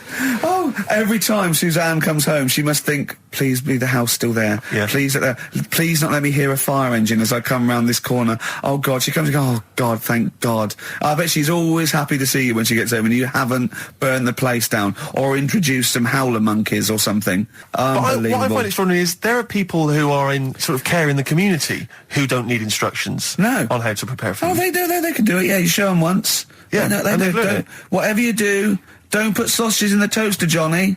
Do you know what I mean? Yeah, and they've don't- learnt it. They don't put sausages in the toaster. Yeah. What did they put their fingers in? But, yeah. Rick, I had for Christmas something which I think might excite you and interest you, because I know you're obsessed and interested by facts. Yeah. Don't fiddle with the microphone. Well, I was Everyone just can hear looking at what it was underneath it. So this is a book, it's just facts and trivia. It's edited by Sir Isaac Asimov, who I think's dead. So I don't know when my parents bought this book. I assume it's sort of from a second-hand shop or something. Right. It's quite long, but I got it for Christmas. I keep meaning to bring it in, because there are generally the facts are quite sensible in here, and I like to think if Isaac's been involved, they're probably substantiated. It's not like kind of just this nonsense on the web. I think that this is probably... Or up in Greg's the Baker's that Carl gets most of his facts from. The ancient Egyptians trained baboons to wait on tables. Carl, fascinated. Brilliant. That's fantastic. But what my point about that is, why did they stop? Yeah. It's a genius idea. Would you not want to go to a restaurant where they had baboons serving? No, I'll tell you what happened. It might have been like the Planet of the Apes and they sort of rebelled. One of them could talk. One of them could take his order. And one day went, do you want fries with that? And the bloke got really annoyed and said to answer him back. And then there was some sort of rebellion. Right. The Planet of the Apes isn't true, is it? It's not a documentary. Right, okay. I wonder, because what I like the idea of having baboons is the fact that I reckon they're, like, I have difficulty, and I'm sure you do, Carl, like working out that sort of 10%, you know, on a bill. Yeah. I reckon baboons would find that particularly hard. I rection you could get away with under-tipping them all the time. Yeah, exactly. Just not leaving enough and just legging it. Exactly. They go away and you go, sucker. Yeah, exactly. So I'd love to see some baboon restaurants. If there's any restaurateurs out there, so Terence Conran or someone. If you do go to a restaurant and you've been waiting on those, please don't order the banana daiquiri because it comes half-eaten. They can't help their little selves. They really can't. They're okay with, like, you know, beef and steak and chips and all that. But there's a little bag. I go, do you... Can you imagine that, the baboons serving at waiting tables? It's genius. Just stop to think about that. It's absolutely incredible. Yeah. It's absolutely dynamite. Yeah. See, zoos would be a lot more popular if there was, like, the canteen and you could go... If they were serving tickets to two, exactly. One child row. Okay, go through there. But I think they should do other things, like in the Flintstones, they used to mix cement in that bird's kind of... Pelican, yeah. We should start doing that again. Because that also happened in ancient times. Yeah, exactly. According to the Flintstones. Yeah, before they had proper cement mixers, that's what they did. That was how they did it. Definitely. Carl was all flustered because there was a record set up and he's getting all tizzy. He's been more worried about his competitions than sorting out putting records on ready. What? I'm after Steve's Song for a Lover. Well, I'll tell you what, why didn't you carry on with your educating Ricky section? I'll have a look on the We'll keep it going, Steve. Yeah, Go on then. Right, okay. We've had a few emails. Anyone got it right, Carl? Anyone got it? Educating Ricky, that's the final one. We've got to get that out of the way. We've got to get Rockbusters as well, though. We can do that at the end. We can Go on then. But we've only got 5 minutes left. Come on, just do Educating Ricky. Right. God. The last one that we haven't done is he's a bit of a nuisance. Go on then. Again, not really that interesting. Thanks. Telling you this one because... Come on! Just do it, or do it now! Steve, how we doing? Look, no, never mind that. Look, just tell me what that means. He's a nuisance. Oh, this is so annoying, Carl. I'm going to go mental. Right, talk. Right, listen, I'm just putting this in here, right? Right, nuisance is a bit of a nuisance. Yeah. Apparently, the old fella who used to hang people... 1700s? Yeah. He used to be able to tell somebody's weight just by looking at them. Right? That's a bit of a bonus fact. We'll be the judge of that. The thing that I wanted to tell you is money for old rope. Do you know what I'm saying? I can't even be bothered. Yes, you're going to tell me now. Come on, Carl. Right, I mean it. Basically, money for old rope came from the... right. What was all that about? He can tell someone's weight. What was all that for? Fact. And blind blessed shitting himself. What are you... What... Look, no, tell me that now. You nearly made me swear then. I'm getting really annoyed. I'm getting really annoyed now. Tell me this back, Carl, or I'm going to go mental. Come on, Carl, time's running out. More that people, years ago, when people used to be hung, right? Right. If you didn't like the person who's been hung, you'd go, God, I really don't like him. And so you never forget the time. Because even if they're being hung, we take that as read. Yeah. So they never forget afterwards to get the hangman to get the rope and to cut it up into little pieces, and he'd sell them. He'd sell the little pieces of rope to people. See, Carl, that's the most interesting thing, if it's true, that you've come up with. Right, okay. And so so they sell the rope? They sell the rope, and it's money for old rope. Money for old rope? Meaning, like, God, it's easy to make money, all they have to do is cut it up and sell it. I'm cynical. I'm not so convinced. Right, listen, we're really tight. We haven't even got time for a last track. We've got an ad break and we've got to give out... Okay, give the answers then. This is ridiculous. XFM 104.9 of a Saturday. Ricky Gervais with me, Steve Merchant. Hello there. But we're not here. No, we're away. So this is the best of, and I hope you're enjoying it. We certainly are. Right, is this talking about diets and stuff, right? Go on. They've come up with a drug that they tested it out on a mouse, right? They said, it's a problem. Weight is a big issue in the world, and, a lot of people are depressed, and that, probably like Rick Waller. Well, right? I'm depressed looking at Rick Waller. Well, Oh. I mean, you could sort out Rick by, Jono is an old man, he's got loads of money. He's not old. No, but he's getting on a bit, right? He's about my age. Hang on a minute. What I mean is he does his own shopping, right? So I bet it's hard. What do you mean? Because he's like, how old is he? 35. Right, he's got loads of money, he does his own shopping, so when he goes to the supermarket and he passes, the sponge cake section, it must be tough when you've got loads of money to burn that you go, just one more. Yeah. One more. We are getting close to libel here, I think. No, but I'm saying how it is, because I've tried, losing a little bit of weight. Have you? And it is difficult when you're in Waitrose and you see a little chocolate muffin and you think, well, one more and I'll do without... Do you like a little chocolate muffin now and again? Yeah, right. Is that your favourite thing? So the thing is... Let him finish his point. So the thing is, right, now with Rick, he lives at home with his mum, so why doesn't his mum just say, I'm going to buy less this week, and if you eat it all, you're not getting any more? Yeah. That's all that... Does he live short, with his mum? sharp shot? I bet he does. So you don't actually know if this is true or not? No, but anyway, right, so this drug they've come up with... They've tested this on mice, haven't they? They've tested it. No, I'm worried if they haven't tested it on mice. Thank God for that. It's definitely been tested on mice. Definitely. They fed a mouse a load of cake. Yeah. Right? And it went a little bit chubby, and he said, right, stop a minute. And then they gave it this drug that makes you lose weight. Yeah. And its weight went down, but the only bad side effect was its eyes were popping out.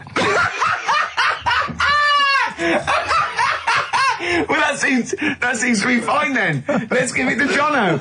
There doesn't seem to be any problem. Oh, Rick should get some of that. Yes, Struth, Doc, look at these. Oh, Jesus, Jono, your eyes are popping out. That happened to the mice. Sorry? That happened to the mice. But what do you mean? That's the option.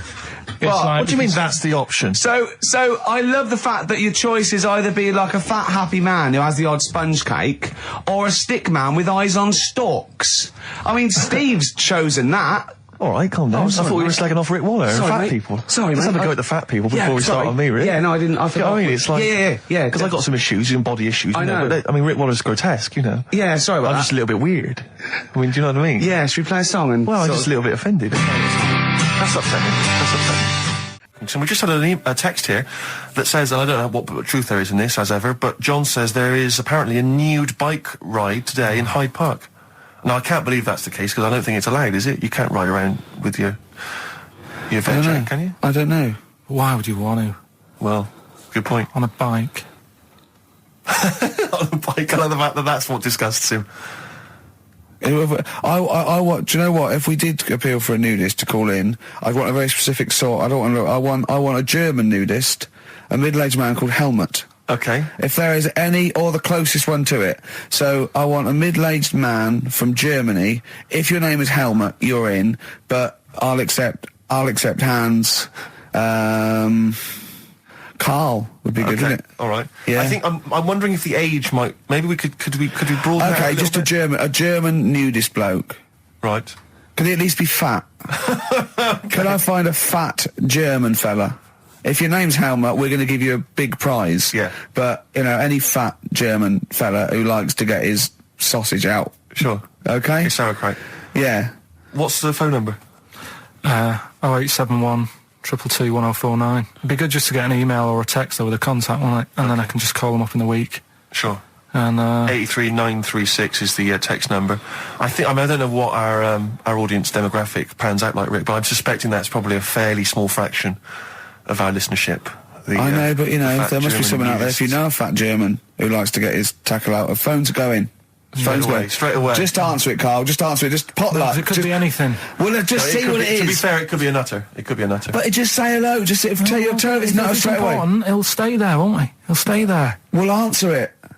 Let's leave it. Answer it. Oh, you see this? It's gone. There you go. He bottled it, so just as well. Well, you took too long to answer it. There's a vicar in Australia who started sort of doing his services and all that in nude. Hot, isn't it, out there? Yeah, Where'd but you get the churches aren't. Churches are pretty cold. It was on some website. Of course it was. Yep. Just saying about a vicar and that who's there's a lot of nudists and that who want to get married. Do it, don't mess about with the wedding dress and that. Just snip up. Cheaper, isn't it? Well, I also suppose it's so. I suppose if you believe in God, you believe that that's the way to be in it, because Adam and Eve and that. Yeah, but then in Adam and Eve, the shame made us dress up, didn't it? Yeah. Eating the apple and things. Yeah, but God didn't want that, did he? No, he wanted to see it all. He was loving it. He was having a whale of time getting a life full of all of that, and then the snake said, cover yourself up. Stitched him right up. Just like, for example, that's why your balls are on the outside. Because the cells have to be a certain temperature to survive. I don't know if it's the sperm or Sertoli cells, but they have to be a couple of degrees below body temperature. Otherwise, they'd be in a nice cage and we wouldn't get kicked in the nads. What do you mean? That's why your testicles are on the outside of your body. They have to be a couple of degrees below body temperature. Yeah, but it's not... That isn't why they're there. You see, this is like the chat we had last week about the giraffe having a long neck. What do you mean? They're there because that's where they happen to be. They didn't go, right... Well, that's what evolution is. It's a selection process. It's not a will. The balls didn't say, look, I'm too hot, let's get us outside, let's get outside of here! All right, hang on a minute then. What? So a little man monkey, right? Theirs are in the same place as ours. Yeah. But they're walking around naked, so it could be anywhere. They could be, like, on the back. It doesn't matter where they are. They call it... Well, they could be on the back, yeah. So why aren't they? This is a completely different... Steve! You started it! I wash my hands of the whole affair. And we're not only back to balls, but we're back to monkey balls. Yes. In one thing from about parasites, we're back to monkey ball news. Yeah. How do we get back to chimp testicle news? All right then. So this worm's in a fish. Yeah. It's like a little platyhelminth. I think it's some sort of. But what I mean is, why are they about? What do you mean? They Why? evolved But why haven't they died out? because they're very successful. Yeah. What do you mean? Yeah. What do you mean? Yeah. Tell me the brain event that made you say yeah in that 1 second gap. Because in a way I don't get it, and if I think about it too much, it hurts a bit.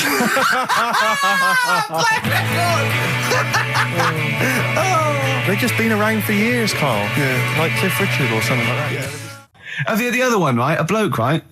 He's on a train station, and I say I heard it. He's waiting for a cruise station, whatever, and he shits himself. As you do.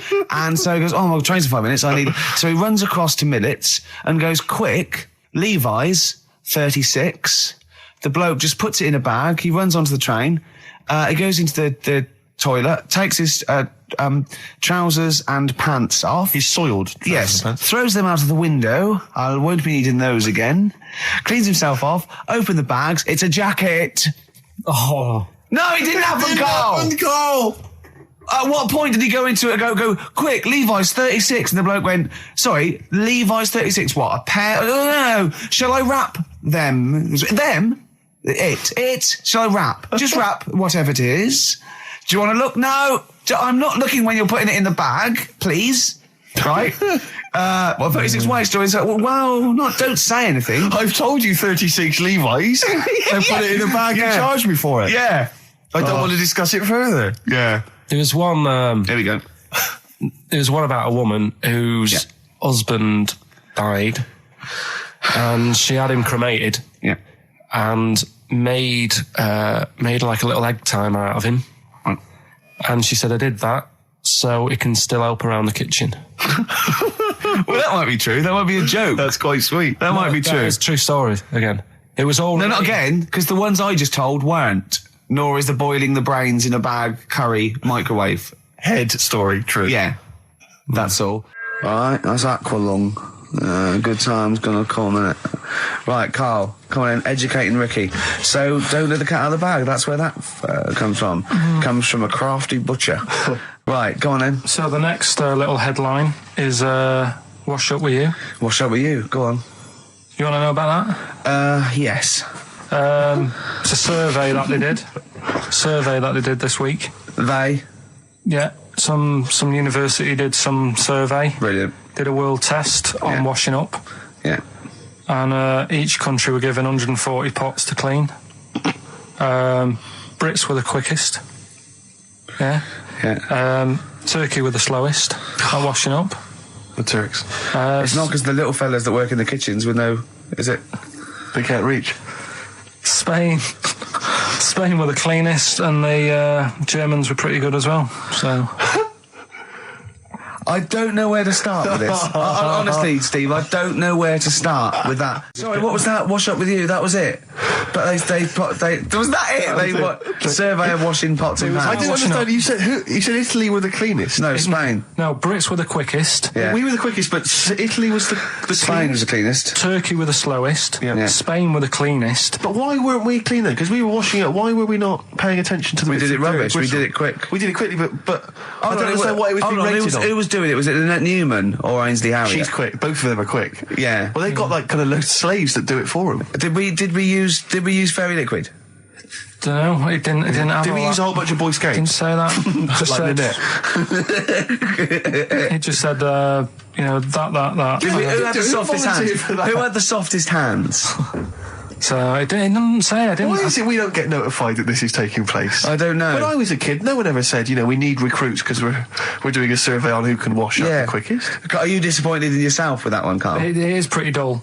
To be fair, and that is why we've got to bring in either con merchant or a wine merchant or shut up at your face. Yeah.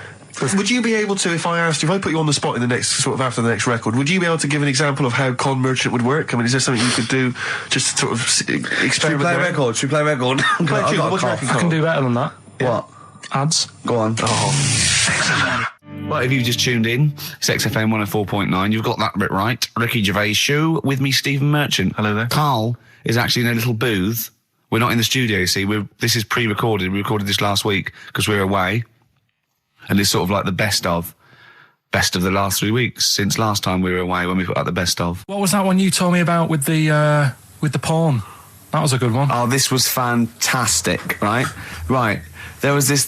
Sorry, can I just check now? We're just remembering classic episodes of the Tales Unexpected. No, this is important. Well, I saw one, right? I saw one on Tales Unexpected, right? And it was these two gents. What they used to do, they look down the obituaries and they'd blackmail the wife or the son of a dead eminent person, like might be a priest or a doctor, and they'd go and they'd say, he bought some erotic stuff from us before he died, and he owes 100 guineas and all this sort of stuff, and they'd pay up because it'd be so embarrassing. They just didn't want them, so they'd just pay him, right? And this one bloke said, who are these people? I'll meet with them. And he goes round there, and he goes round, and they go, your father, he goes, my father could not have bought any erotic material from you. They did it, he goes, he couldn't have, he's blind. Right, and that was the twist. And Carl went, so it was magazines, not videos then. Yeah. Now think about it, Steve. Is that so stupid?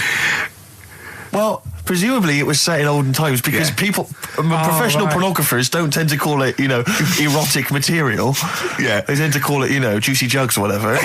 But more than that, I don't understand how a video is going to be any use to a blind person either. I know that you can hear the sound, Carl. Look at him nodding like he's caught me out. Yeah, what sound were you hear?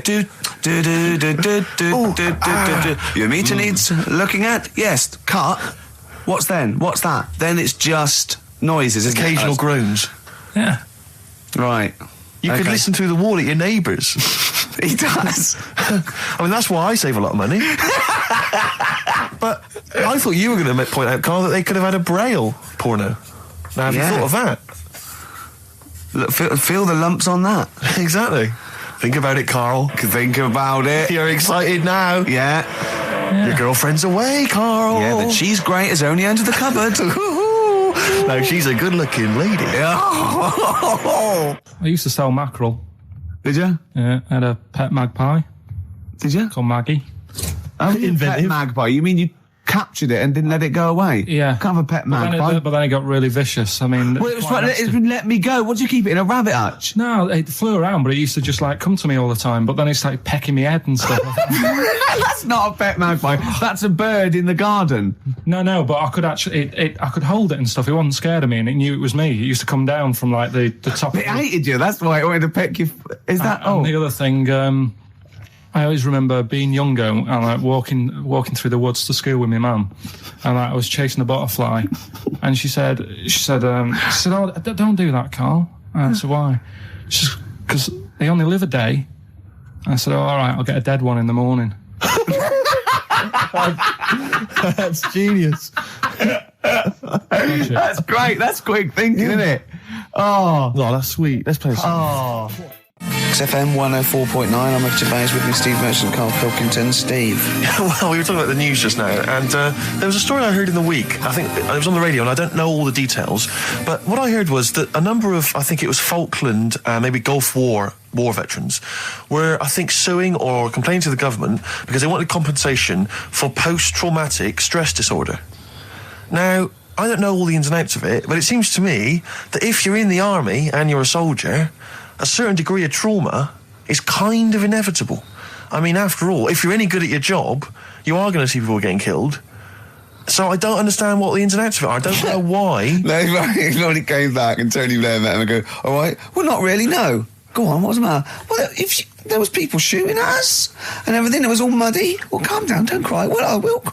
There was a drill sergeant just kept shouting, saying, "Look at you, stupid boy! Where's this gun's not clean?" I just cleaned the gun and it was fine, and now he's telling me to clean it again. Yeah, the boots, they were shiny. Fine, he was he's got to do that. It's more distant. His neck was as big as his head. Well, yeah, but you don't know what they, I don't know what the ins and outs of it are, but what you got to do is make sure you know what you're going into. That's what I do. You got to check the small print. So if I was, going over to like the Falklands or the Gulf, I'd put man and go, will it be horrible? I go, you look like, yes, will it be horrible? It will be horrible, yes. It will be horrible. There will be shooting and lots of death and everything. I go, right, I'm not going to go. And they go, exactly. Okay then. Okay. That should be fine, yeah. Should be fine, yeah. Just like that. Is anyone else scared about this?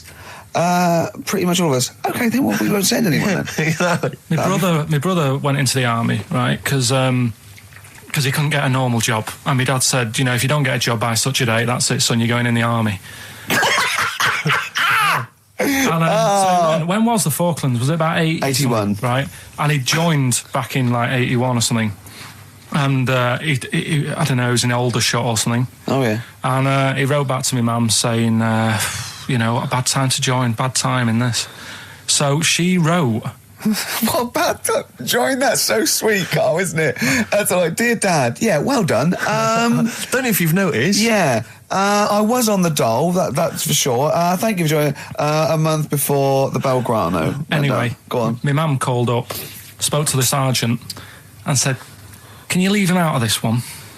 Can you leave him out of this one? What, the Falkland War? He's only just joined, and she called him Chuck, which he got done for. Like, she's one of them, I think it's a northern thing, like saying, "How are you, Chuck?" Yeah. And she called the sergeant Chuck, and the sergeant said to my brother, your mum, she's called up and asked if you can not go, which, of course, we'll see how it goes. But can you tell What do you mean? Why did the sergeant even entertain this? Well, Pilkington, come here. Your mum's been giving me a bit of earache. Now listen, tell her I've told you, but can you call her, because she called me Chuck and everything. Can you call her and say you don't mind? Well, not really. Oh, please, because I've promised her say you want to go. No, please, say you want to go. Why was he entertaining this phone call? Because he was new to the army, I suppose. Who? No, I mean the sergeant. I don't know, maybe they do that. So what happened? He didn't go in the end? So he didn't go, no. You can't do it. But that's ludicrous. I love it, though. Okay, we went over the top. Pilkington, I've got a note. Yeah. Is this really your mum? Yeah. Okay, no, this seems to be in order. Because I noticed it says, I do not want to go into the army, I don't want to go and fight, and it's crossed out and it says, mum says don't go. Now, you didn't write this yourself? No, my mum wrote this. Okay, you definitely wrote this yourself. You're going to have to fill envelopes. No, I'm sure if he was needed, he would have had to go, but I think they made a bit of a special effort. They sort of said, oh. Well, it wasn't conscription anyway. Oh, no, I was. But were the other soldiers going around just going, Pilkington? No, he ended up being a mechanic in there, and he got kicked out for going for a packet of fags in a tank. What? Now, wait a minute. Do you mean he nipped down the shops in a tank? Yeah. I don't believe that, Carl. You've Honest made that. to God, that, and he went off with the sergeant's wife. So that didn't help, and he ended up getting kicked out. Sorry, your brother's a genius. I love this. First of all, he gets a call from his mum, go and let him up, and he goes, oh, God. Then he goes, where's Pilkington? His mum's on the phone. Where is he? He's near your house, Sergeant. Near my house? Well, why is... No reason. Well, when he comes back, when he's finished, tell him his mum called. And can he get me a packet of fags? Tell him to walk this time. This is ludicrous. So the sergeant found out that he was sleeping with his wife? Yeah, I don't know. I mean, Did your mum phone out and say, let him off? Let him off this time. Can he... Yeah. That's fantastic. But he misses it. I mean, I haven't seen him for about 11 years, but ever since he came out, he's just kept getting into trouble and that. And the army, you know, people slag it off, but I think if you're a certain type of person, it's good for you. It didn't straight him out, did it? No. He was going down the shops in a tank, he was shagging someone behind their back. It's really weird. It's like back then, he was like a proper adult, and he had a house, and he collected crystal with his wife and that. And now, he hasn't got any of that. Has he got the wife? No. Has he got the crystal? Don't think he has. And he hasn't got a I house. seriously haven't seen him for about 11 or 12 years. So I haven't even spoken to him. Carl's stories always start off nice and funny, and then they just leave me empty and slightly depressed. I don't know whether to hug him or shoot him, put him out of his misery. Can we take Carl to the... phone in if you think I should take Carl to the vet and have him put down, because it's just too stressful. He had some Germans laughing at him on the tube because they recognised him. I think of that. Well, because obviously Ricky doesn't travel on the tube anymore. He's too rich for that. I never did. I always thought it was beneath me. Sure, but I used to walk everywhere, didn't you? But I'm still forced to. Take the tube, and I sat on the tube, and it pulled up, and outside the window, just happened to be on the station, was one of the posters with us. So I was kind of there, not realising it was behind me, and these big kind of fat German or maybe Bavarian guys. Well, they in lederhosen eating sausages. Yes, they were. They're Bavarian. Yeah, they were. And I noticed one of them kind of looked at me, then looked at the poster, then looked at me, just happened to say it, and wittered something to his friend in German. You know, I don't want to try and do an impression. That's freaking goggle-eye. Oh, whoa. I think that... No. But I know what you're thinking it means. It doesn't mean that. Right, okay. It means... What's a rough translation? Elegant boy. Right, okay, yeah. And so anyway, That's freaking goggle-eye. He pointed out the poster, and his That's mate... lanky piss and streak.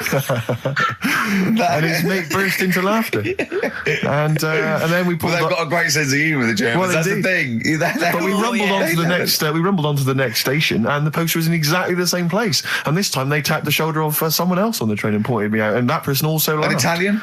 There was a French. Was there a bloke with a beret and a little moustache on the other side? Yeah. Was it United? Did you get on the United Nations Express? Imagine that. Yeah, it was fake. See the freak. Look at his freaky goggle eye.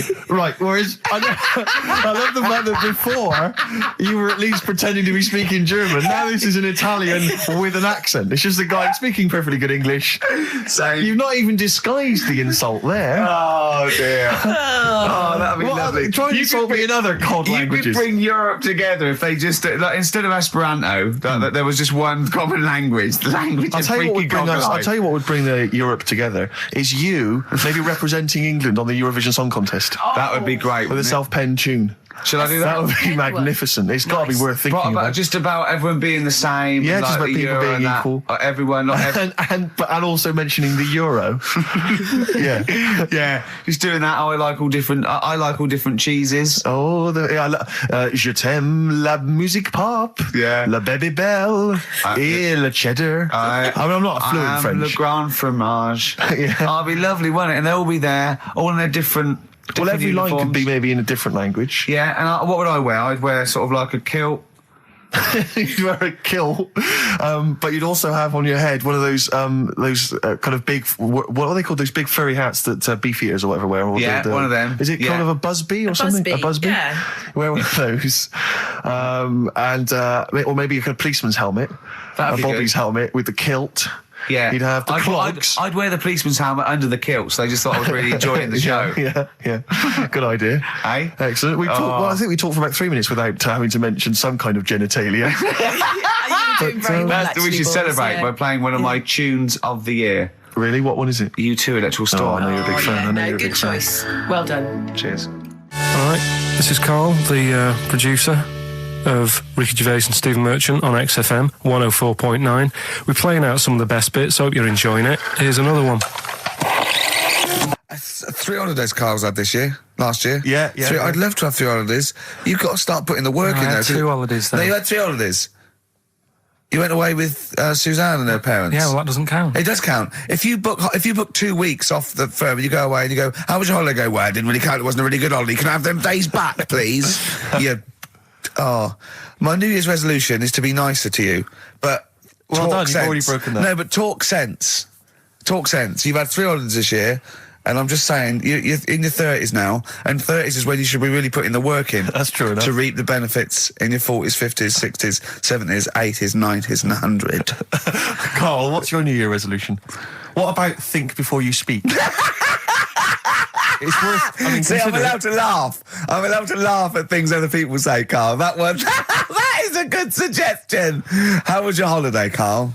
It was all right. Right, brilliant. But that I don't see on the ratio of good to bad in Carl's mind. That might be amazing because we never hear him sing the praises of anything. I'll tell you what. Can we have a cracking little tune and then come back and hear about Carl's holiday? I'd love to do that. Let's keep it tight. Love to Tear Us Apart by Joy Division. Now I can't put my finger on it, but that doesn't sound like the original, and it's off a compilation. It sounded a bit fast. I think the vocal was slightly different. If anyone can, put me out of misery, I think it might be in a session of the time or something. Carl, is it a New Year resolution for you? Another one. Maybe when we ask you to get a song, get the original single version. I could be and wrong, not some obscure but session. Yeah, it does seem different, doesn't it? Very odd. Yeah. Maybe we just remember it wrongly. But anyway, that's XFM for you. 104.9. I'm Ricky Gervais with me, Steve Merchant. Karl Pilkington. Carl, you went to Lanzarote. Yeah. People said don't go to Lanzarote. They told you it was Lanzarote. They told you, were they right or wrong? They were right, yeah. Really? Yeah, it's a bit ropey, yeah. Is it? Why? Just, out there. If it wasn't for the volcano they had, it'd been knackered. That's their big draw, is it? That's it, basically. That's all they've got going for them. When you landed, was it really hot? Initially, were you quite excited? You were thinking, this is okay? It was warm. It's we can't complain about the weather. The weather was all right. Sure. You know what I mean? That's what I went for, but it'd be nice if there just was something else. Yeah. What did you do all day then? Did you read your ritual book? No, I didn't read that. I read that book. Do you know the book that I bought and all the chapters were messed up? Oh, yeah. I bought a better version of that. All right. And I read that. Excellent. And then... Did it make more sense in order? Yeah, a lot easier to follow. Yeah. And then we went and had a look at the volcanoes and that. They've got 36 of them to look at. How many did you look at before you realised that pretty much, you've seen one volcano, you've seen them all? Probably about 6 or 7. Really? Yeah. And then when you got to the 8th, you thought, now I know what this is going to be, Suzanne. This is going to be like a mountain with a hole in the top. Yeah. Really? But it happened years ago as well. It's like, just keep a couple, fill the rest in, tidy it up. Fill the rest in? Yeah, no, Well, getting some builders. No, seriously though. Okay, 4 million tonnes of concrete, please. They're an absolute death trap. Yeah, what do you mean fill them in? Do you know what a volcano is? It's just a hole, isn't it? That's happened. Well, it's more than the hole. It's more a portal to the magma in the centre of the earth. Back in 1730 it happened, and they still haven't sorted it out. Well, when you say it happened, volcanoes were made a lot longer ago than 1730. No, but the one that did Lanzarote in. Right. Sort it out. What would you suggest? Well, how can they fill it in? It's joined. It's all joined. No, but what I'm saying is... the big plates of the earth are all joined. All the magma's joined. With the trade centre thing, that happened. They cleaned it up, sorted it out, they've moved on. That's what I'm saying. Whereas Lanzarote have just gone, leave it. It happened back in 1730. You misunderstand me. How, in the name of God, can you fill in a volcano? You ignorant twit. No, but it's not just the holes. They've actually left the lava everywhere. That's what I mean. It's not just the big holes. There's lava everywhere. But it's molten rock. They can't just pick it up like they're like a carpet. Put it in the holes. The holes are there ready. Just push it all in. That's what I'm saying. Carl, have you ever logged on to Friends Reunited? It was the site that everyone was talking about last year. No. Are you aware of the concept? I've heard about it, but there's no one from school who'd want to see it again, really. So basically, for those that don't know, you have to log onto his website, and then it helps you track down your old schoolmates if they've also logged on and stuff. And we took the liberty, really, of looking on the Friends Reunited site and typing in your school and trying to track down any of your old mates. We didn't get in touch with any of them, don't worry. We didn't do that. We're not going to surprise you with them now. No. But I was just interested to know, like, some of your thoughts on some of the names that I could run past you. I mean, these are people from your year. Just tell me if you recognise the names. Sarah Morris? God, yeah. Remember her? Go on, you're grinning, what's the thought? Go on. No, just, she was alright, she was a popular one. No, What does that mean? She was nice. Yeah. Okay. Okay. What about Darren Buckley? He was one of my best mates. Was he really? Yeah. Seriously? Yeah. What do you reckon he's doing now? Do you still keep in touch? When my mum and dad were still in Manchester and they had a butty shop, he used to go in because the bookies was next door. I know the way you paint a picture. If you did this in your history exam, Carl, you will walk it. Go on. So your parents had a butty shop. There was a bookies next door. Yeah, and he liked having a bit of a gamble, so he used to. I think he works for some insurance company. Do you think that his fiancée Beth knows he's got a gambling problem? Or that his 2-year-old son Lewis? No. Yeah, they live in Cheadle Holme. Hume. Cheadle Hume. He must be doing well. He's still supporting the Blue Army and frequents the shrine on a fortnightly basis. Funny thing with him is, right, when I used to stay over at his house, and his dad was a copper, and I remember his dad came down and said, right, I want to see you two. I was like, oh God, what's happened? And got us round the table. And he said, do you know much about drugs? So we were like, what's all this about? So he goes, you know, they're not good for anyone, you know, the stupid thing to get into. And we're like, yeah, we know. And he went, you know, do you? We said, yeah. He said, what's this then? And he'd found something in his bedroom, and it was a Skittle. What, the sweet? Do you know little sweets with the S on it? And Oh, really? Drugs. Yeah. So he said, well, yeah, it's a Skittle. Yeah, I know what it is. Oh, he was bluffing like that as a slang word. Yeah, he thought because he was a copper, he probably had to be down with all the terms and that. So we said, oh, it's a Skittle. And he said, yeah, I know what it is, but what's it doing in your bedroom? Oh. It was like, no, it's a toffee. So, Darren, though. Yeah, I know, it's a toffee, it's a squib, it's a, yeah. Embrace, glorious day on XFM 104.9. Rick, there may be listeners tuning in thinking they've got something better to do, for instance, switching off the radio and just staring blankly at the wall for the next half an hour. But no, because what they're going to miss is our grand finale to this, which is, of course... sponsored by Lindauer's, the sparkling wine solution to a hot summer's day. Yeah. That we're going to be firing a cork. Did you just make that up? Yeah. Pretty good. Good. They're going to be firing a cork at Carl's head just for the sound. I just think it's sound... Huh? It's not happening. Yes, it is. You said... No, we've said it is now. We've promised it to the listeners. Yeah, come on. I'm not happy with it. Why? Because the pain? Well, I've never had it done, so I don't know how painful it is. Well, what reason to do it then? Yeah, we've got to try it out, haven't you? You're perfect. It's like a little cowbell or wood block. Except, that's what I'm hoping for. Yeah. I'm hoping for pop. And I'm going to film it for my website. Brilliant. So go to that this week, rickygervais.com, and see Karl Pilkington getting hit. A high-powered cork coming out of Lindauer sparkling wine. Lindauer sparkling wine. And of course, if you want to send us anything in, and perhaps next week that you feel we could actually that'd be great. That's for us to do. This is like interactive because a lot of people plan the show. Like Dr. Fox plans his show. We sort of come up, we riff on the. So that's a great idea. Send stuff in that we could harm Karl with. Yeah, we harm Karl. We do a jingle. Harm Karl. I've always wanted one of those George Foreman grills. I've always wanted one of them. I know, but that's too much, isn't it? What if we just pressed his head inside it? We'd have to put it on. No, put it on. See. Just squeeze his head inside it. I've got to do that thing with a tea towel one day. You know that thing I did with a tea towel? You put a tea towel around his head, right, tie it. I put a wooden spoon in, and you only have to turn it like a couple of inches, and it kills you, doesn't it? Yeah, sure. It really is, yeah. So we'll be firing a cork at Karl's head. I'll be filming it for the website. So that's coming up about 10 to 3. Look forward to that. Yeah. Do you know what? I'm loving this. This is my... just being in a room with him. I just can't... I want to squeeze his head. XFM 104.9 playing Green Day. The studio's falling apart. I know, his microphone broke. Rick, I don't know why Lindauer's, the sparkling wine, want to be associated with this shambles of a show. It is falling apart. This is awful, this studio. It's got to be fixed. Right now, Karl, come round here. It's the time where I'm going to... let a cork off. Do you want to film this, Steve? Yeah, that'll be available on the website next week, rickygervais.com. So see Karl getting hit. One bloke suggested we leave the metal cap on because it's get a better pitch, but we take that. He's straight. It's dead out. Let's get the camera ready. Get the camera ready. Ready? So if you just joined us, we are using some Lindauer's sparkling wine to basically, what can I say? We fire a cork at Karl's round ready? head. Ready? Hang on a sec. Let me just put the headphones on. All right, film this then. Okay. It's in position. Look. Just firing up. Okay, Karl, come on there so we can see your head a little bit. We want to get the noise, the microphone there. Right, ready? Hold on. Good. So you're just doing it. Hold on. Now it's in position. What have you? Oh.